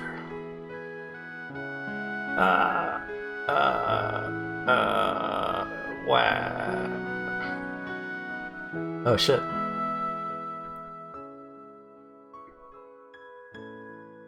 CG. Is that what they call it? CG art? Rena's self-derisive laughter changed into grievous sobs. Her tears gradually wore away at our relationship of trust. Nobody would help me. Friends are just people whom you have fun with. You can't trust them. The more Rena cried, the clearer we heard her voice in her heart. Mion, Satoko, and Rika-chan looked into the distance with sad expressions on their faces. I'm curious how that looks with the original sprite. Does it look like that, or... I was the only one who could say anything back to her now. I had to tell her this. And she knew it too. She just needed to hear it from someone. I braced myself to tell her something that might hurt everybody. I understand, Rena. I understand what happened in 1982. I understand that they were heartless, but Satoko also told you this. They realized their sins. They regretted what they did and didn't do. What they did and didn't do. So it should be different this time. They can understand your pain. They can help you. You weren't here last year. I'm afraid you don't know what you're talking about. That's right. I wasn't here last year. I wish I were. If I was here last year, I would have fought for Satoshi. You're lying. I'm not lying. I've learned how important friends are since I moved to Namazawa. I'll fight for my friends. If I was here last year and knew what Satoko's aunt did to her, and Satoshi, I wouldn't have given Satoshi the opportunity to beat her to death. I would have done it myself. I would have done it in 1500 seconds. Oh, there it is. I wouldn't have even hesitated. I would have beaten her to death with a metal bat. That's easy for you to say, but you don't know the kind of determination you need to kill another person. I don't know that, and I don't need to know that either. You know why? Because it's an obligation to help your friends. You don't understand, Keiichi-kun. You don't know how disgusting it is to kill a person. You can never get rid of the dirt on your hands, no matter how hard you try to justify it. You're right. Killing a person in order to save your friends is such a short-sighted way of thinking. It might sound like I'm contradicting myself, but I think things aren't meant to go well, and we can take care of an evil matter by doing an evil deed. I'm proud of my conviction that I wouldn't hesitate to kill a person for the sake of my friends. But the peace I get by doing an evil deed won't last forever. We all know that by instinct. That's why we all despise evil things, I think. What? I have no idea what you're talking about. You shouldn't have to tell me that. I was aware I wasn't making any sense. But for some reason, I could easily imagine a world like that. A world in which I saved my precious friends by committing an evil act. The peace I seized by doing that evil deed didn't last long. It got worse. It ended in a way as terrible as the sin I committed. This is a memory that shouldn't exist. Oh shit, is he remembering? Don't know why. I know for a fact that it happened, in that world of possibility. I'm sorry, I don't know what I'm talking about. For some weird reason, I couldn't prevent myself from smiling in embarrassment, even in a situation like this.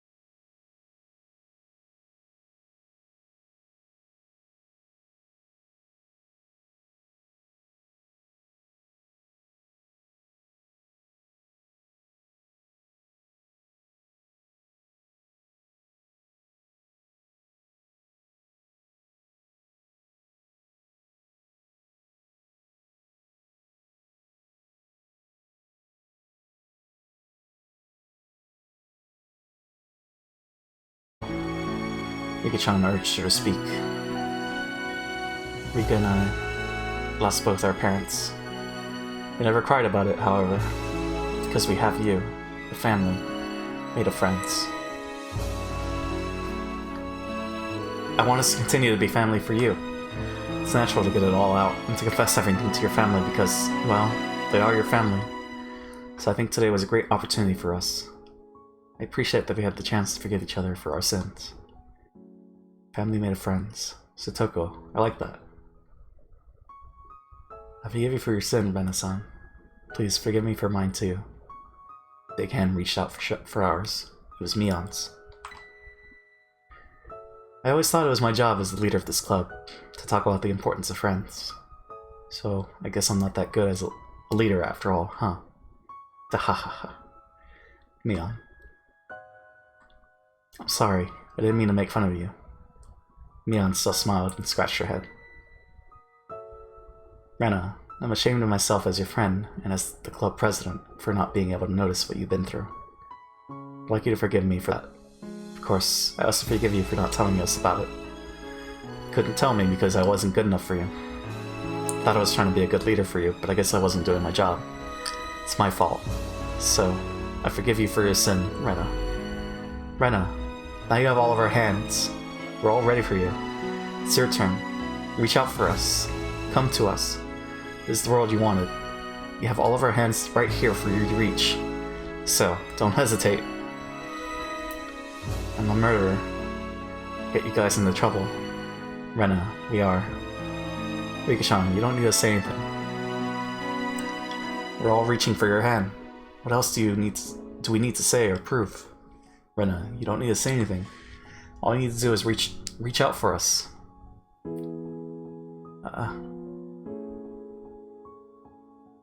Come on, Rena.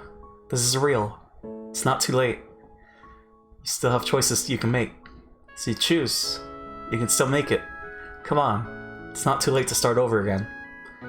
Rena slowly reached out, and her hand touched ours.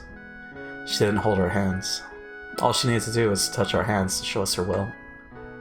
Rena chose to live, to share her life with her friends, rather than to refuse them for the rest of her life.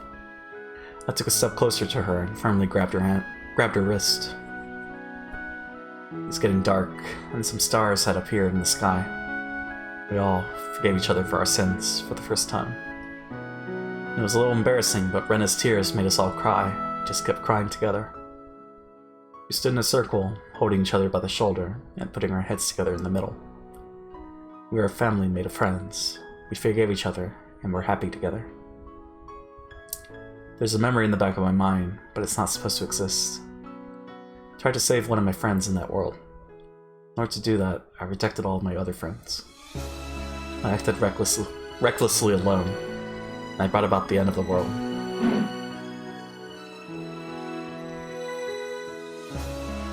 Hold on.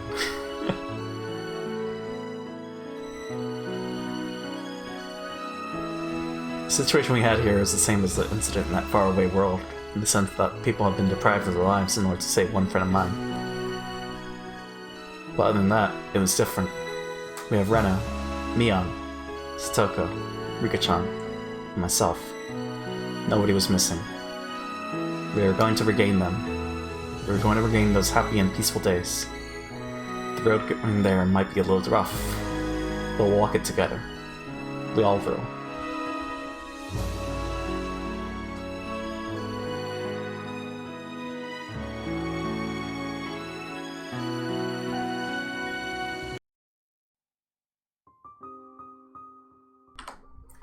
We went to the place in the mountains of Yagachi that Rena had picked for burying the bags. Carrying corpses is a scary thing to do, but it made us united more strongly because of that. Since each part of the corpse is in a separate plastic trash bag, we can tell what's inside each bag by touching it. First, we forced ourselves to laugh whenever we had to touch the bodies, because we were scared. But after a while, we got used to it, to the point where we could make jokes about it. Of course, all of that was probably a bluff. But we all tried our best. Mion somehow had detailed knowledge of how to hide corpses, and she told me to dig the hole deeper.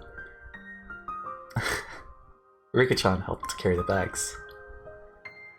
Stoko used her talent of setting traps to perfectly camouflage the place where we buried the bags. Me?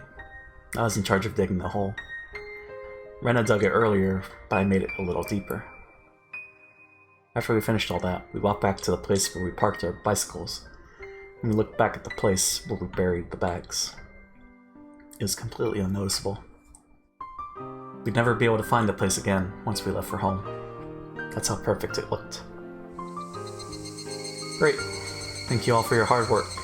We're done here. It's time to go home. Mion said it cheerfully, as if we just finished club activities or something. We had no more bags to carry, and we no longer had any burden to carry either. We got on our bicycles, but Rena was still standing there, looking into the distance. Hey, Rena. What? I'm sorry. I think I caught a cold or something.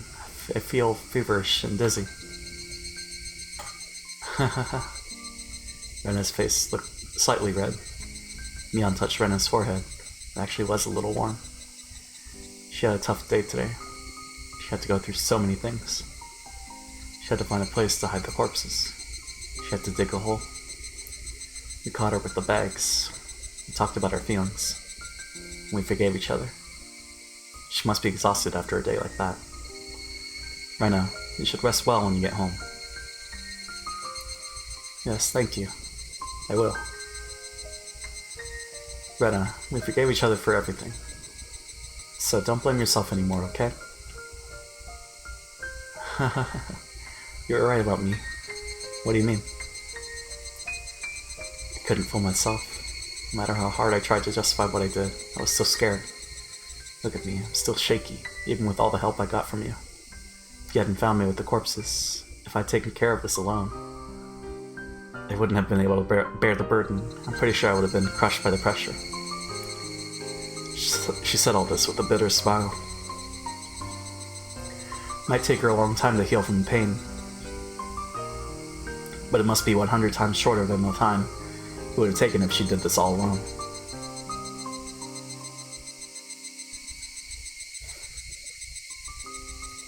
Rena's home is the closest from here. Rena went her way. The four of us were left behind. Mion made a suggestion. I think we should just forget about today. What do you think? I agree. I think that would be best for Rena-san too. Rena's a strong girl. If we act like nothing happened, she'll act that way too. If you keep acting for long enough, it becomes real, right?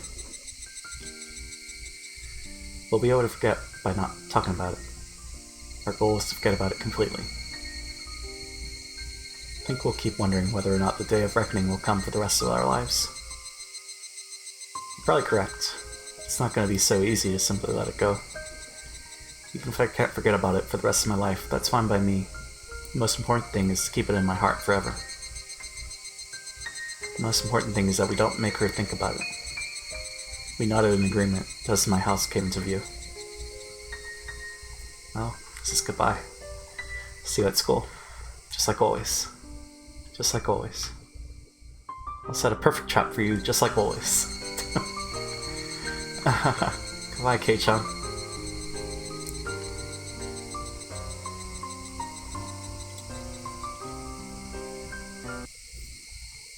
After I parted with them, I still felt hot and dizzy. I felt really weird. I was even staggering to the front door. Felt as if I was floating in the air, like I just took some very strong cold medicine. Today, something very shocking, something that made me super happy, and something very embarrassing happened to me. Felt as if my heart and mind were about to explode because they were filled to the brim with both happiness and sadness.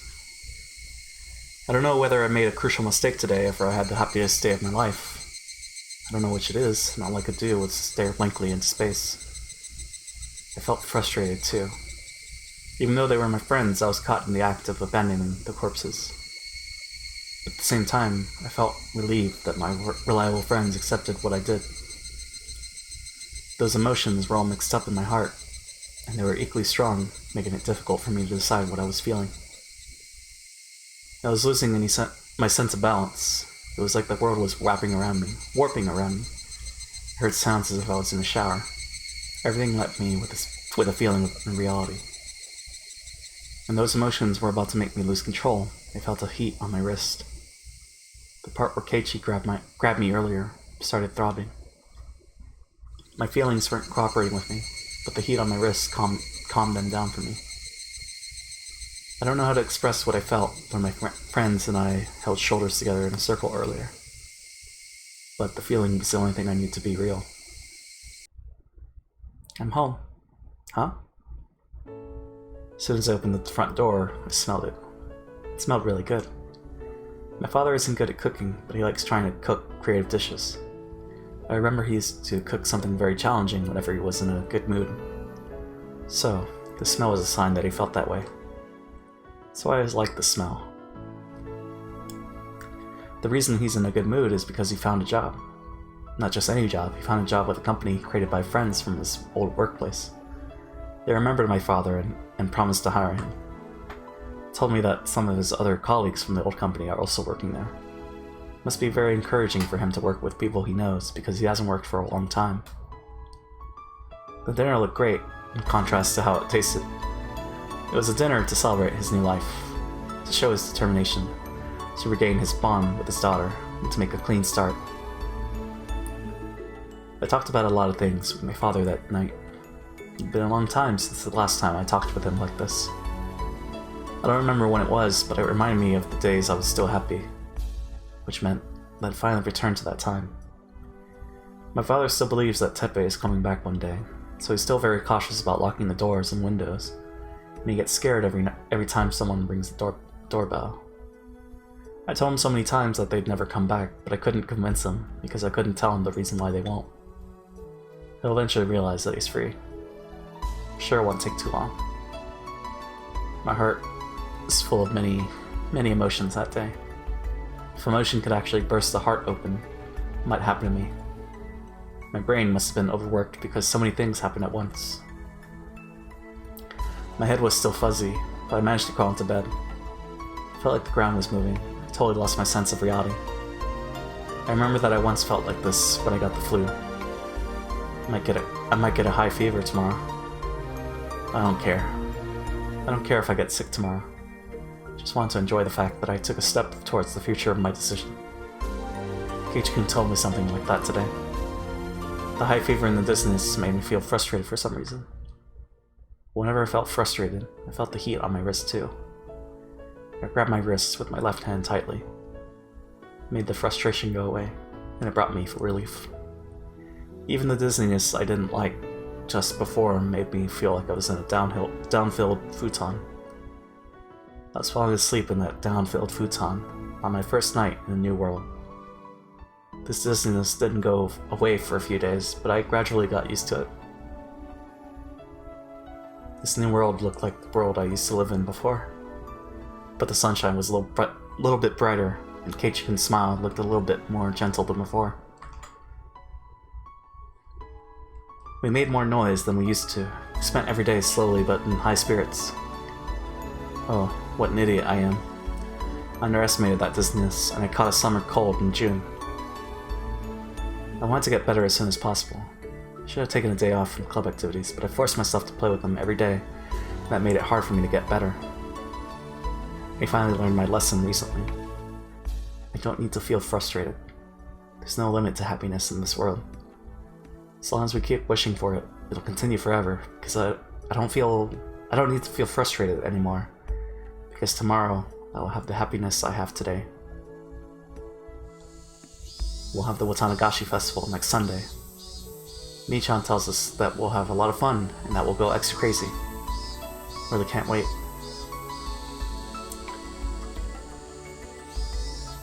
I mean, right, it's next Sunday, but what day are we on? When's it happening? I mean, something's gonna happen, right?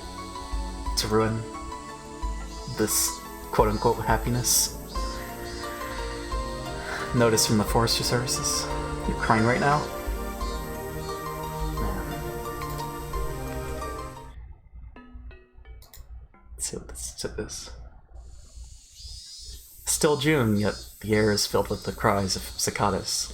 How's everyone in Izawa doing? The Tanagashi Festival is coming just around the corner. We staff members from the Forestry Service are going to perform a wood sculpting demonstration at the festival. We'll be happy to lend out our tools and teach your kids how to sculpt wood themselves. It'll be an excellent memorial gift. Also, we would like to inform everyone that we're going to cut down trees in the local hills this summer. Oh. As part of the number 4th Forest Landscape Management Project. This project involves preserving the beauty of the forest by cutting down old trees and planting new ones. The Forestry Service needs volunteers who are interested in helping us cut down the old trees. You can enjoy the beauty of nature under the blue sky while helping out with this preservation activity. The project will begin during the summer break, so you can bring your kids too. This will be a good opportunity for your kids to learn about nature and have a valuable experience. The locations of this project are the forests in the Takatsuro and Yagauchi areas. That's unfortunate. Well, yeah, okay. I think we should stop here actually. So, I don't know, today's off. Today's an off day. But, if anything, if anything, we'll come back later tonight, maybe. We'll see. Schedule's whack. Yeah, I guess that was chapter 6. 3 chapters yesterday, 3 chapters today, I guess. But anyways, thanks for tuning in. I don't think there's any shoutouts, right? Nah. Yeah, thanks for tuning in. We'll be back tomorrow, if anything. Definitely, right? But, yeah. Catch you guys later. Have a good one. Bye.